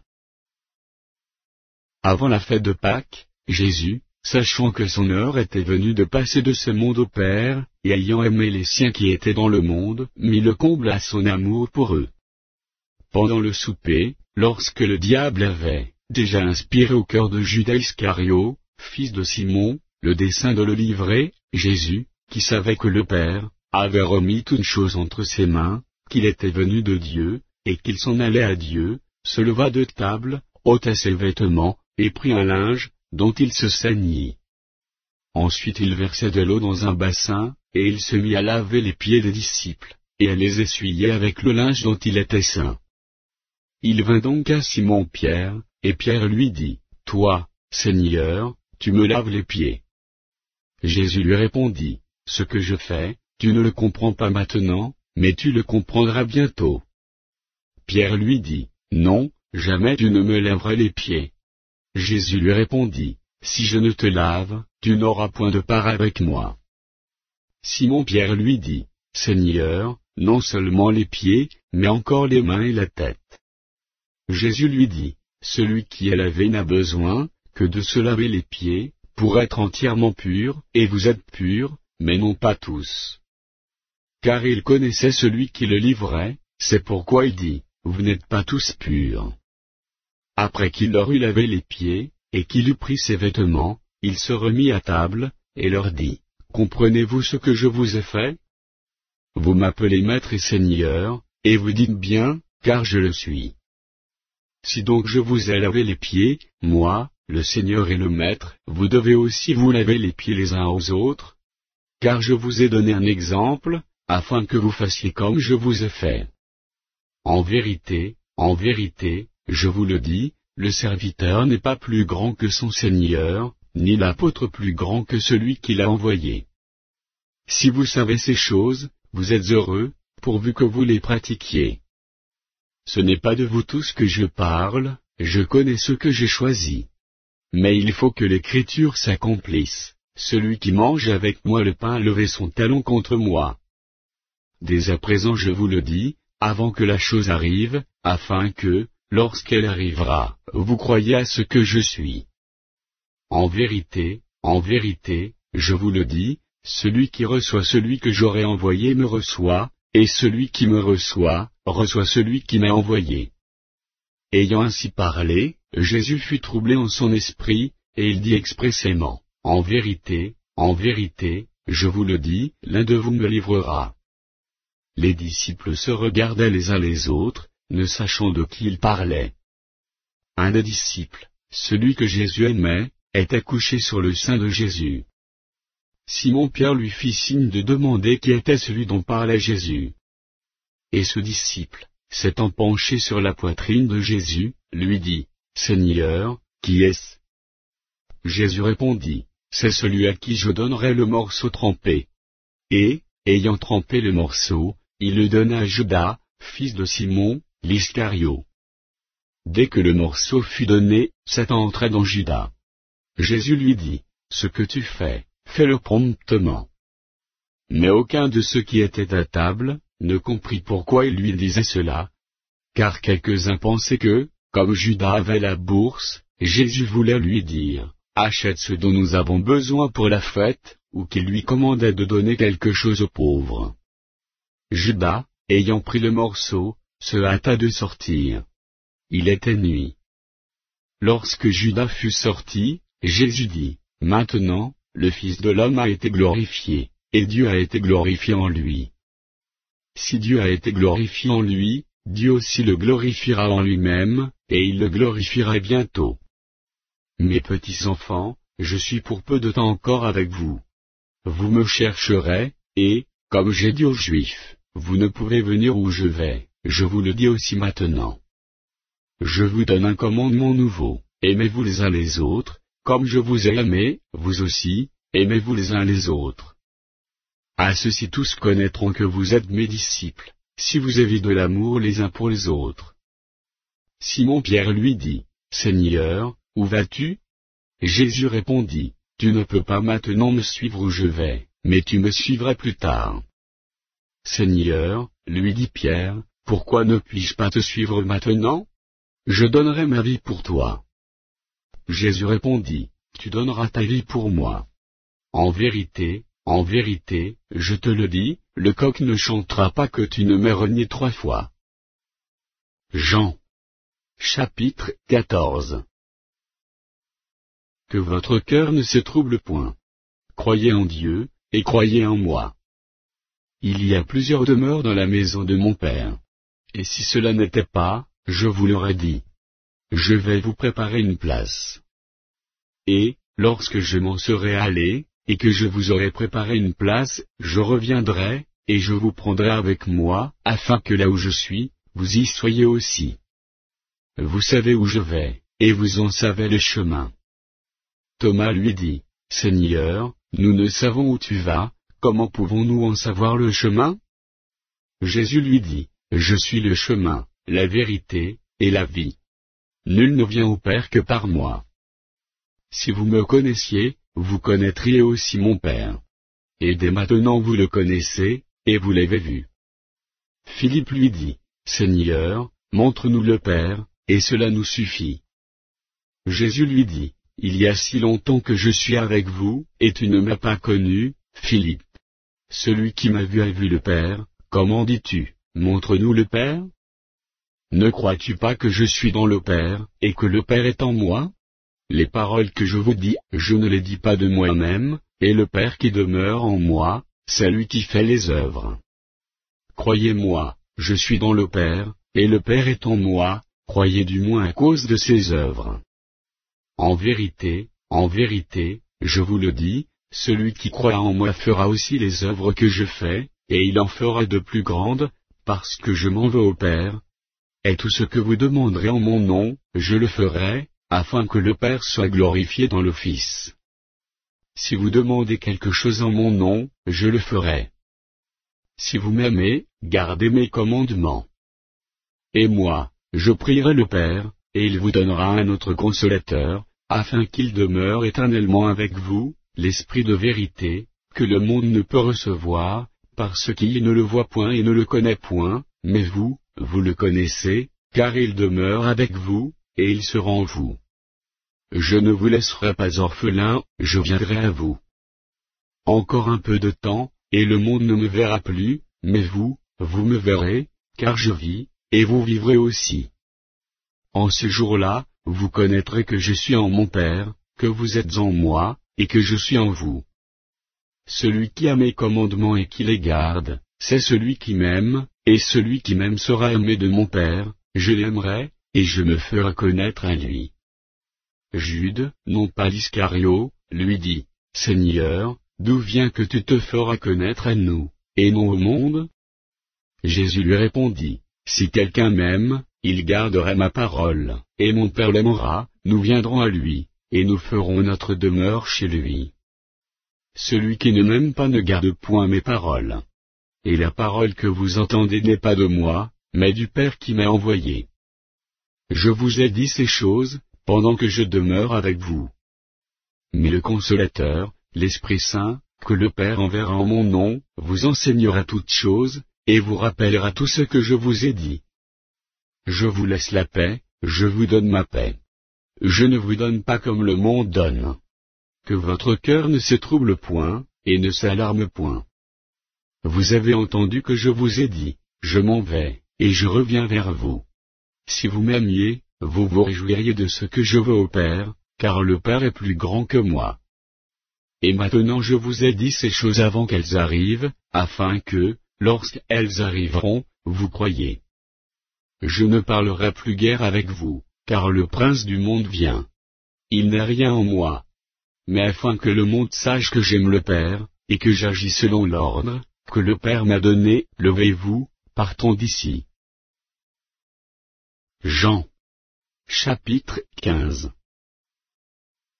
Je suis le vrai cep, et mon Père est le vigneron. Tout sarment qui est en moi et qui ne porte pas de fruit, il le retranche, et tout sarment qui porte du fruit, il l'émonde, afin qu'il porte encore plus de fruits. Déjà vous êtes purs, à cause de la parole que je vous ai annoncée. Demeurez en moi, et je demeurerai en vous. Comme le sarment ne peut de lui-même porter du fruit, s'il ne demeure attaché au cep, ainsi vous ne le pouvez non plus, si vous ne demeurez en moi. Je suis le cep, vous êtes les sarments. Celui qui demeure en moi et en qui je demeure porte beaucoup de fruits, car sans moi vous ne pouvez rien faire. Si quelqu'un ne demeure pas en moi, il est jeté dehors, comme le sarment, et il sèche, puis on ramasse les sarments, on les jette au feu, et ils brûlent. Si vous demeurez en moi, et que mes paroles demeurent en vous, demandez ce que vous voudrez, et cela vous sera accordé. Si vous portez beaucoup de fruits, c'est ainsi que mon Père sera glorifié, et que vous serez mes disciples. Comme le Père m'a aimé, je vous ai aussi aimé. Demeurez dans mon amour.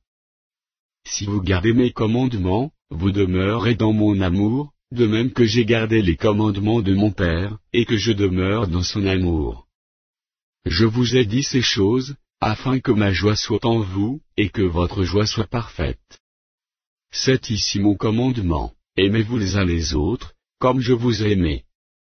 Il n'y a pas de plus grand amour, que de donner sa vie pour ses amis. Vous êtes mes amis, si vous faites ce que je vous commande. Je ne vous appelle plus serviteur, parce que le serviteur ne sait pas ce que fait son maître, mais je vous ai appelé ami, parce que je vous ai fait connaître tout ce que j'ai appris de mon Père. Ce n'est pas vous qui m'avez choisi, mais moi, je vous ai choisi, et je vous ai établi, afin que vous alliez, et que vous portiez du fruit, et que votre fruit demeure, afin que ce que vous demanderez au Père en mon nom, il vous le donne. Ce que je vous commande, c'est de vous aimer les uns les autres. Si le monde vous hait, sachez qu'il m'a haï avant vous. Si vous étiez du monde, le monde aimerait ce qui est à lui, mais parce que vous n'êtes pas du monde, et que je vous ai choisi du milieu du monde, à cause de cela le monde vous hait. Souvenez-vous de la parole que je vous ai dite, le serviteur n'est pas plus grand que son maître. S'ils m'ont persécuté, ils vous persécuteront aussi, s'ils ont gardé ma parole, ils garderont aussi la vôtre. Mais ils vous feront toutes ces choses à cause de mon nom, parce qu'ils ne connaissent pas celui qui m'a envoyé. Si je n'étais pas venu et que je ne leur eusse point parlé, ils n'auraient pas de péché, mais maintenant ils n'ont aucune excuse de leur péché. Celui qui me hait, est aussi mon Père. Si je n'avais pas fait parmi eux des œuvres que nul autre n'a faites, ils n'auraient pas de péché, mais maintenant ils les ont vues, et ils ont haï moi et mon Père. Mais cela est arrivé afin que s'accomplît la parole, qui est écrite dans leur loi, ils m'ont haï sans cause. Quand sera venu le Consolateur, que je vous enverrai de la part du Père, l'Esprit de vérité, qui vient du Père, il rendra témoignage de moi, et vous aussi, vous rendrez témoignage, parce que vous êtes avec moi dès le commencement. Jean. Chapitre 16. Je vous ai dit ces choses, afin qu'elles ne soient pas pour vous une occasion de chute. Ils vous excluront des synagogues, et même l'heure vient où quiconque vous fera mourir croira rendre un culte à Dieu. Et ils agiront ainsi, parce qu'ils n'ont connu ni le Père ni moi. Je vous ai dit ces choses, afin que, lorsque l'heure sera venue, vous vous souveniez que je vous les ai dites. Je ne vous en ai pas parlé dès le commencement, parce que j'étais avec vous. Maintenant je m'en vais vers celui qui m'a envoyé, et aucun de vous ne me demande, où vas-tu? Mais, parce que je vous ai dit ces choses, la tristesse a rempli votre cœur. Cependant je vous dis la vérité, il vous est avantageux que je m'en aille, car si je ne m'en vais pas, le Consolateur ne viendra pas vers vous, mais, si je m'en vais, je vous l'enverrai. Et quand il sera venu, il convaincra le monde, en ce qui concerne le péché, la justice, et le jugement. En ce qui concerne le péché, parce qu'il ne croit pas en moi. La justice, parce que je vais au Père, et que vous ne me verrez plus. Le jugement, parce que le prince de ce monde est jugé. J'ai encore beaucoup de choses à vous dire, mais vous ne pouvez pas les porter maintenant. Quand le Consolateur sera venu, l'Esprit de vérité, il vous conduira dans toute la vérité, car il ne parlera pas de lui-même, mais il dira tout ce qu'il aura entendu, et il vous annoncera les choses à venir. Il me glorifiera, parce qu'il prendra de ce qui est à moi, et vous l'annoncera. Tout ce que le Père est à moi, c'est pourquoi j'ai dit qu'il prend de ce qui est à moi, et qu'il vous l'annoncera. Encore un peu de temps, et vous ne me verrez plus, et puis encore un peu de temps, et vous me verrez, parce que je vais au Père. Là-dessus, quelques-uns de ses disciples dirent entre eux, que signifie ce qu'il nous dit? Encore un peu de temps, et vous ne me verrez plus, et puis encore un peu de temps, et vous me verrez? Et, parce que je vais au Père? Il disait donc, que signifie ce qu'il dit? Encore un peu de temps? Nous ne savons de quoi il parle. Jésus, connu qu'il voulait l'interroger, leur dit, vous vous questionnez les uns les autres sur ce que j'ai dit, encore un peu de temps, et vous ne me verrez plus, et puis encore un peu de temps, et vous me verrez. En vérité, je vous le dis, vous pleurerez et vous vous lamenterez, et le monde se réjouira, vous serez dans la tristesse, mais votre tristesse se changera en joie. La femme, lorsqu'elle enfante, éprouve de la tristesse, parce que son heure est venue, mais, lorsqu'elle a donné le jour à l'enfant, elle ne se souvient plus de la souffrance, à cause de la joie qu'elle a, de ce qu'un homme est né dans le monde. Vous donc aussi, vous êtes maintenant dans la tristesse, mais je vous reverrai, et votre cœur se réjouira, et nul ne vous ravira votre joie. En ce jour-là, vous ne m'interrogerez plus sur rien. En vérité, je vous le dis, ce que vous demanderez au Père, il vous le donnera en mon nom. Jusqu'à présent vous n'avez rien demandé en mon nom. Demandez, et vous recevrez, afin que votre joie soit parfaite. Je vous ai dit ces choses en parabole. L'heure vient où je ne vous parlerai plus en parabole, mais où je vous parlerai ouvertement du Père. En ce jour, vous demanderez en mon nom, et je ne vous dis pas que je prierai le Père pour vous. Car le Père lui-même vous aime, parce que vous m'avez aimé, et que vous avez cru que je suis sorti de Dieu. Je suis sorti du Père, et je suis venu dans le monde, maintenant je quitte le monde, et je vais au Père. Ses disciples lui dirent, voici, maintenant tu parles ouvertement, et tu n'emploies aucune parabole. Maintenant nous savons que tu sais toutes choses, et que tu n'as pas besoin, que personne t'interroge. C'est pourquoi nous croyons que tu es sorti de Dieu. Jésus leur répondit, vous croyez maintenant. Voici, l'heure vient, et elle est déjà venue, où vous serez dispersés chacun de son côté, et où vous me laisserez seul, mais je ne suis pas seul, car le Père est avec moi. Je vous ai dit ces choses, afin que vous ayez la paix en moi. Vous aurez des tribulations dans le monde, mais prenez courage, j'ai vaincu le monde. Jean. Chapitre 17. Après avoir ainsi parlé, Jésus leva les yeux au ciel, et dit, Père, l'heure est venue. Glorifie ton Fils, afin que ton Fils te glorifie, selon que tu lui as donné pouvoir sur toute chair, afin qu'il accorde la vie éternelle à tous ceux que tu lui as donnés. Or, la vie éternelle, c'est qu'ils te connaissent, toi, le seul vrai Dieu, et celui que tu as envoyé, Jésus-Christ. Je t'ai glorifié sur la terre, j'ai achevé l'œuvre que tu m'as donnée à faire. Et maintenant toi, Père, glorifie-moi auprès de toi et même de la gloire, que j'avais auprès de toi avant que le monde fût. J'ai fait connaître ton nom aux hommes, que tu m'as donnés du milieu du monde. Ils étaient à toi, et tu me les as donnés, et ils ont gardé ta parole. Maintenant ils ont connu que tout ce que tu m'as donné vient de toi. Car je leur ai donné les paroles que tu m'as données, et ils les ont reçues, et ils ont vraiment connu que je suis sorti de toi, et ils ont cru que tu m'as envoyé. C'est pour eux que je prie. Je ne prie pas pour le monde, mais pour ceux que tu m'as donnés, par ceux qui y sont à toi. Et tout ce qui est à moi est à toi, et ce qui est à toi est à moi, et je suis glorifié en eux. Je ne suis plus dans le monde, et ils sont dans le monde, et je vais à toi.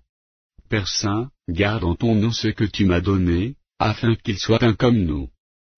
Lorsque j'étais avec eux dans le monde, je les gardais en ton nom.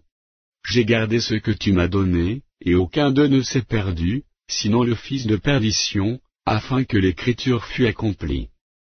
Et maintenant je vais à toi, et je dis ces choses dans le monde, afin qu'ils aient en eux ma joie parfaite. Je leur ai donné ta parole, et le monde les a haïs, parce qu'ils ne sont pas du monde, comme moi je ne suis pas du monde. Je ne te prie pas de les ôter du monde, mais de les préserver du mal. Ils ne sont pas du monde, comme moi je ne suis pas du monde. Sanctifie-les par ta vérité, ta parole est la vérité.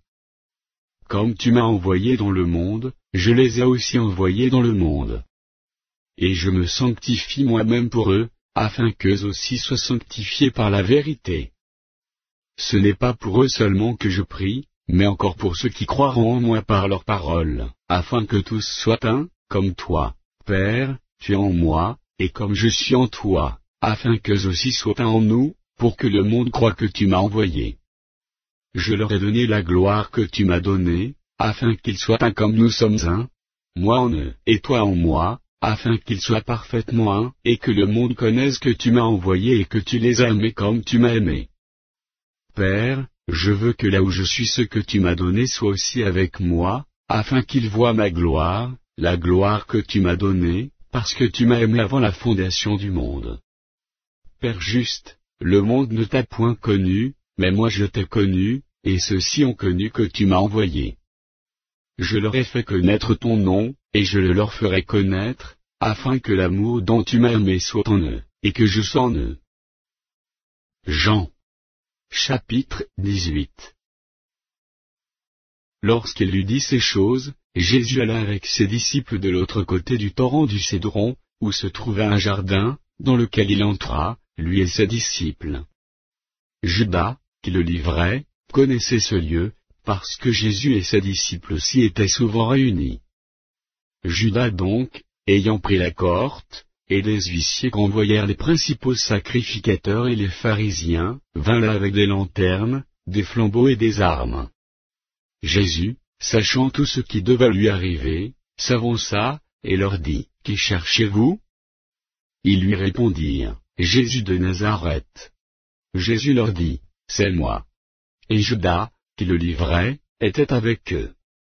Lorsque Jésus leur eut dit, « C'est moi », ils reculèrent et tombèrent par terre. Il leur demandait de nouveau, « Qui cherchez-vous » Et ils dirent, « Jésus de Nazareth. » Jésus répondit, « Je vous ai dit que c'est moi.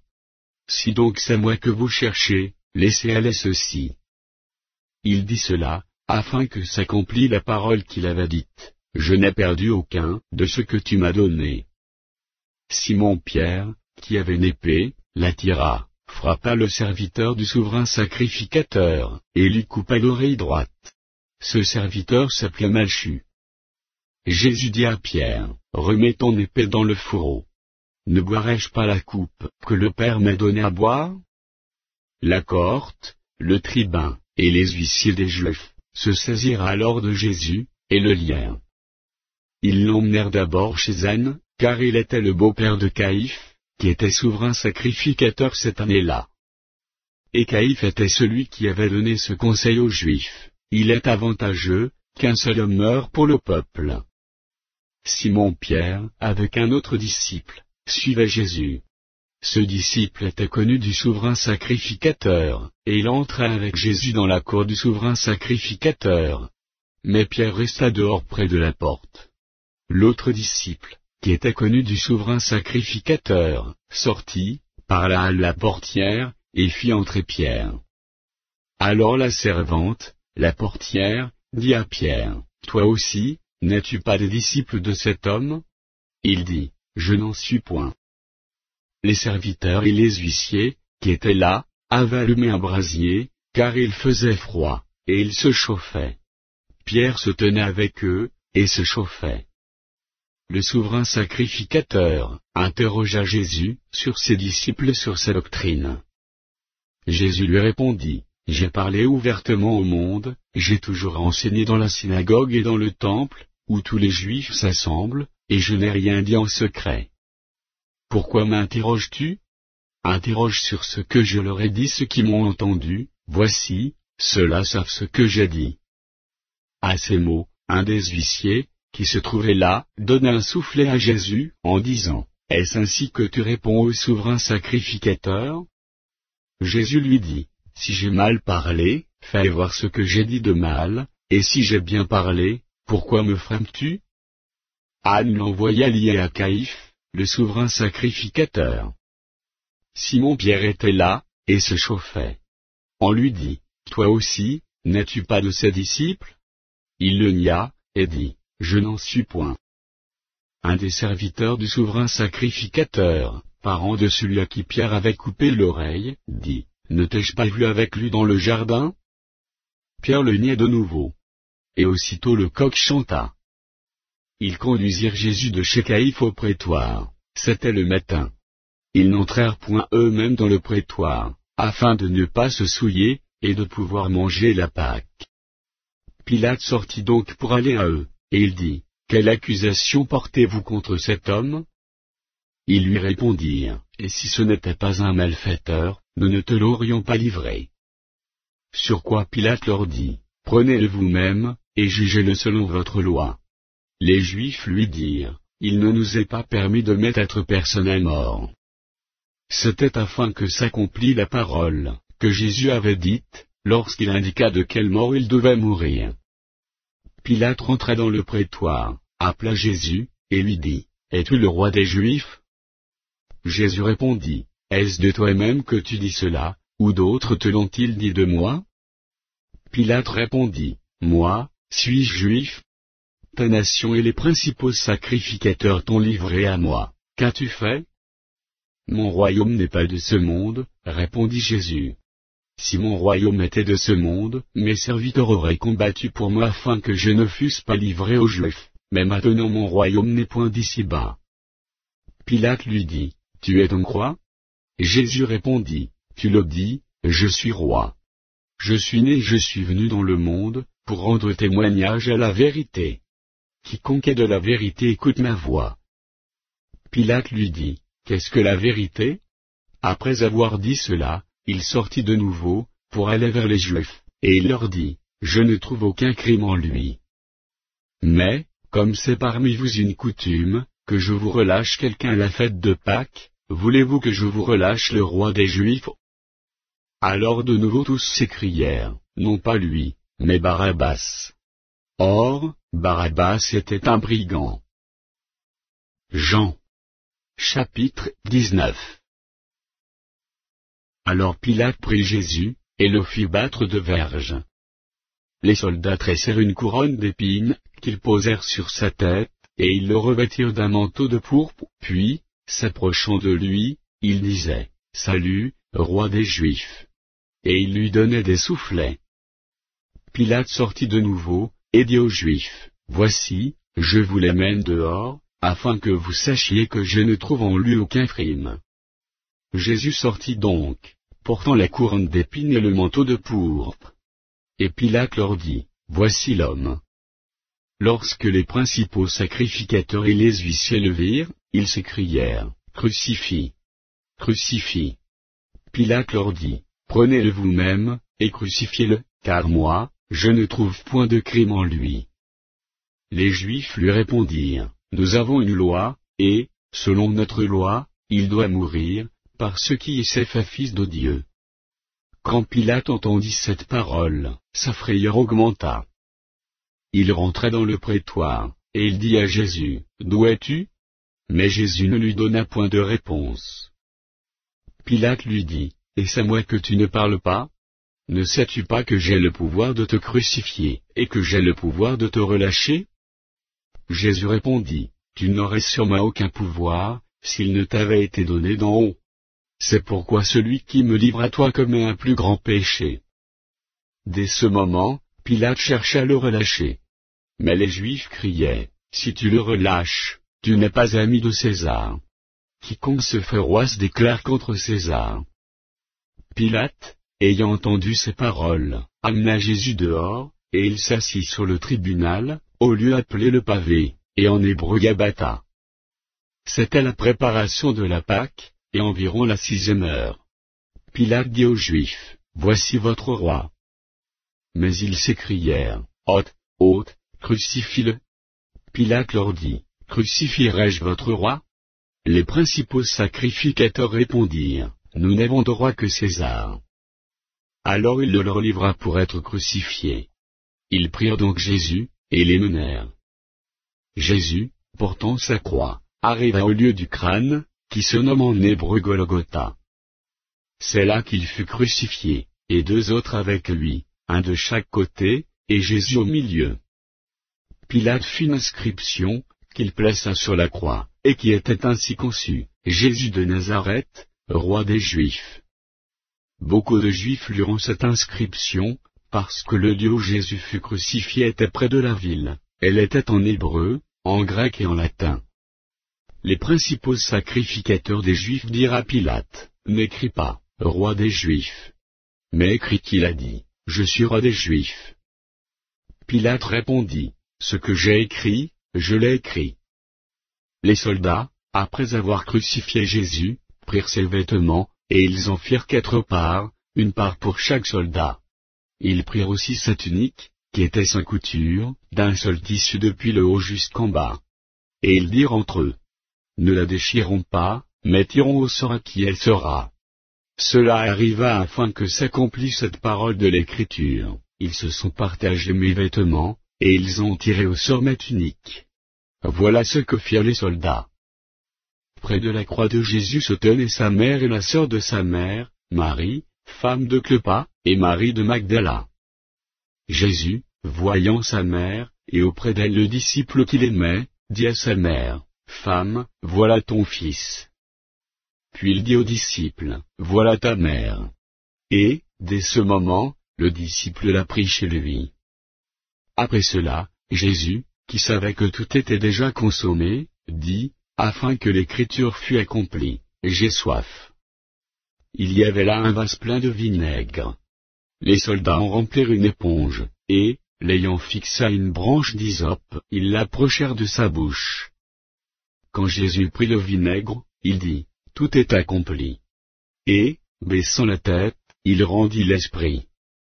Dans la crainte que les corps ne restassent sur la croix pendant le sabbat, car c'était la préparation, et ce jour de sabbat était un grand jour, les Juifs demandèrent à Pilate qu'on rompît les jambes aux crucifiés, et qu'on les enlevât. Les soldats vinrent donc, et ils rompirent les jambes au premier, puis à l'autre qui avait été crucifié avec lui. S'étant approchés de Jésus, et le voyant déjà mort, ils ne lui rompirent pas les jambes, mais un des soldats lui perçait le côté avec une lance, et aussitôt il sortit du sang et de l'eau. Celui qui l'a vu en a rendu témoignage, et son témoignage est vrai, et il sait qu'il dit vrai, afin que vous croyiez aussi. Ces choses sont arrivées, afin que l'écriture fût accomplie, aucun de ces os ne sera brisé. Et ailleurs l'écriture dit encore, ils verront celui qu'ils ont percé. Après cela, Joseph d'Arimathée, qui était disciple de Jésus, mais en secret par crainte des Juifs, demanda à Pilate la permission de prendre le corps de Jésus. Et Pilate le permit. Il vint donc, et prit le corps de Jésus. Nicodème, qui auparavant était allé de nuit vers Jésus, vint aussi, apportant un mélange d'environ 100 livres de myrrhe et d'aloès.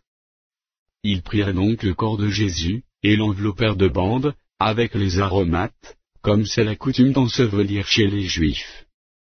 Or, il y avait un jardin dans le lieu, où Jésus avait été crucifié, et dans le jardin un sépulcre neuf, où personne encore n'avait été mis. Ce fut là qu'ils déposèrent Jésus, à cause de la préparation des Juifs, parce que le sépulcre était proche.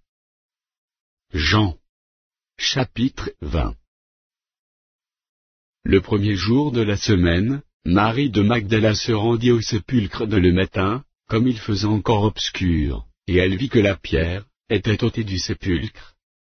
Elle courut vers Simon-Pierre, et vers l'autre disciple que Jésus aimait, et leur dit, « Ils ont enlevé du sépulcre le Seigneur, et nous savons où ils l'ont mis. » Pierre et l'autre disciple sortirent, et allèrent au sépulcre. Ils couraient tous deux ensemble. Mais l'autre disciple courut plus vite que Pierre, et arriva le premier au sépulcre. S'étant baissé, il vit les bandes qui étaient à terre, cependant il n'entra pas. Simon-Pierre, qui le suivait, arriva et entra dans le sépulcre, il vit les bandes qui étaient à terre, et le linge qu'on avait mis sur la tête de Jésus, non pas avec les bandes, mais plié dans un lieu à part. Alors l'autre disciple, qui était arrivé le premier au sépulcre, entra aussi, et il vit, et il crut. Car il ne comprenait pas encore que, selon l'Écriture, Jésus devait ressusciter des morts. Et les disciples s'en retournèrent chez eux. Cependant Marie se tenait dehors près du sépulcre, et pleurait. Comme elle pleurait, elle se baissa pour regarder dans le sépulcre, et elle vit 2 anges vêtus de blanc, assis à la place où avait été couché le corps de Jésus, l'un à la tête, l'autre aux pieds. Ils lui dirent, « Femme, pourquoi pleures-tu » Elle leur répondit, « Parce qu'ils ont enlevé mon Seigneur, et je ne sais où ils l'ont mis. » En disant cela, elle se retourna, et elle vit Jésus debout, mais elle ne savait pas que c'était Jésus. Jésus lui dit, « Femme, pourquoi pleures-tu ? Qui cherches-tu » Elle, pensant que c'était le jardinier, lui dit, « Seigneur, et si c'est toi qui l'as emporté, dis-moi où tu l'as mis, et je le prendrai. » Jésus lui dit, « Marie. » Elle se retourna, et lui dit en hébreu, « Rabouni. » C'est-à-dire, « Maître. » Jésus lui dit, « Ne me touche pas, car je ne suis pas encore monté vers mon Père. Mais va trouver mes frères, et dis-leur que je monte vers mon Père et votre Père, vers mon Dieu et votre Dieu. » Marie de Magdala alla annoncer aux disciples qu'elle avait vu le Seigneur, et qu'il lui avait dit ces choses. Le soir de ce jour, qui était le premier de la semaine, les portes du lieu où se trouvaient les disciples étant fermées, à cause de la crainte qu'ils avaient des Juifs, Jésus vint, se présenta au milieu d'eux, et leur dit, « La paix soit avec vous. » Et quand il eut dit cela, il leur montra ses mains et son côté. Les disciples furent dans la joie en voyant le Seigneur. Jésus leur dit de nouveau, « La paix soit avec vous. Comme le Père m'a envoyé, moi aussi je vous envoie. » Après ces paroles, il souffla sur eux, et leur dit, « Recevez le Saint-Esprit. Ceux à qui vous pardonnerez les péchés, ils leur seront pardonnés, et ceux à qui vous les retiendrez, ils leur seront retenus. » Thomas, appelé Didyme, l'un des 12, n'était pas avec eux lorsque Jésus vint. Les autres disciples lui dirent donc, « Nous avons vu le Seigneur. » Mais il leur dit, « Si je ne vois dans ses mains la marque des clous, et si je ne mets mon doigt dans la marque des clous, et si je ne mets mes mains dans son côté, je ne croirai point. » 8 jours après, les disciples de Jésus étaient de nouveau dans la maison, et Thomas se trouvait avec eux. Jésus vint, les portes étant fermées, se présenta au milieu d'eux, et dit, « La paix soit avec vous. » Puis il dit à Thomas, « Avance ici ton doigt, et regarde mes mains, avance aussi ta main, et mets-les dans mon côté, et ne sois pas incrédule, mais crois. » Thomas lui répondit, « Mon Seigneur et mon Dieu. » Jésus lui dit, « Parce que tu m'as vu, tu as cru. Heureux ceux qui n'ont pas vu, et qui ont cru. » Jésus a fait encore, en présence de ses disciples, beaucoup d'autres miracles, qui ne sont pas écrits dans ce livre. Mais ces choses ont été écrites, afin que vous croyiez que Jésus est le Christ, le Fils de Dieu, et qu'en croyant vous ayez la vie en son nom. Jean. Chapitre 21. Après cela, Jésus se montrait encore aux disciples, sur les bords de la mer de Tibériade. Et voici de quelle manière il se montra. Simon-Pierre, Thomas, appelé Didyme, Nathanaël, de Cana en Galilée, les fils de Zébédée, et 2 autres disciples de Jésus, étaient ensemble. Simon-Pierre leur dit, « Je vais pêcher. » Ils lui dirent, « Nous allons aussi avec toi. » Ils sortirent et montèrent dans une barque, et cette nuit-là ils ne prirent rien. Le matin étant venu, Jésus se trouva sur le rivage, mais les disciples ne savaient pas que c'était Jésus. Jésus leur dit, « Enfants, n'avez-vous rien mangé ?» Ils lui répondirent, « Non. » Il leur dit, « Jetez le filet du côté droit de la barque, et vous trouverez. » Ils le jetèrent donc, et ils ne pouvaient plus le retirer, à cause de la grande quantité de poissons. Alors le disciple que Jésus aimait dit à Pierre, « C'est le Seigneur. » Et Simon-Pierre, dès qu'il eut entendu que c'était le Seigneur, mit son vêtement et sa ceinture, car il était nu, et se jeta dans la mer. Les autres disciples vinrent avec la barque, tirant le filet plein de poissons, car ils n'étaient éloignés de terre, que d'environ 200 coudées. Lorsqu'ils furent descendus à terre, ils virent là des charbons allumés, du poisson dessus, et du pain. Jésus leur dit, apportez des poissons, que vous venez de prendre. Simon-Pierre monta dans la barque, et tira à terre le filet plein de 153 grands poissons, et quoiqu'il y en eût tant, le filet ne se rompit point. Jésus leur dit, venez, mangez. Et aucun des disciples n'osa lui demander, qui es-tu? Sachant que c'était le Seigneur. Jésus s'approcha, prit le pain, et leur en donna, il fit de même du poisson. C'était déjà la 3e fois que Jésus se montrait à ses disciples depuis qu'il était ressuscité des morts.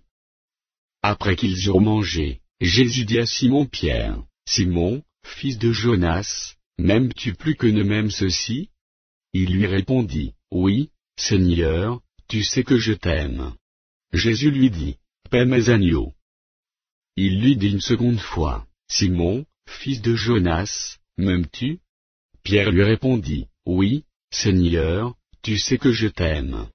Jésus lui dit, paie mes brebis. Il lui dit pour la 3e fois, Simon, fils de Jonas, m'aimes-tu? Pierre fut attristé de ce qu'il lui avait dit pour la 3e fois, m'aimes-tu? Et il lui répondit, Seigneur, tu sais toutes choses, tu sais que je t'aime. Jésus lui dit, paie mes brebis. En vérité, je te le dis, quand tu étais plus jeune, tu te saignais toi-même, et tu es là où tu voulais, mais quand tu seras vieux, tu étendras tes mains, et un autre te ceindra, et te mènera où tu ne voudras pas. Il dit cela pour indiquer par quelle mort Pierre glorifierait Dieu. Et ayant ainsi parlé, il lui dit, suis-moi. Pierre, s'étant retourné, vit venir après eux le disciple que Jésus aimait, celui qui, pendant le souper, s'était penché sur la poitrine de Jésus, et avait dit, Seigneur, qui est celui qui te livre? En le voyant, Pierre dit à Jésus, et celui-ci, Seigneur, que lui arrivera-t-il? Jésus lui dit, si je veux qu'il demeure jusqu'à ce que je vienne, que t'importe? Toi, suis-moi. Là-dessus, le bruit courut parmi les frères, que ce disciple ne mourra point. Cependant Jésus n'avait pas dit à Pierre qu'il ne mourra point, mais, si je veux qu'il demeure jusqu'à ce que je vienne, que t'importe? C'est ce disciple qui rend témoignage de ces choses, et qui les a écrites. Et nous savons que son témoignage est vrai. Jésus a fait encore beaucoup d'autres choses, si on les écrivait en détail, je ne pense pas que le monde même pût contenir les livres qu'on écrirait.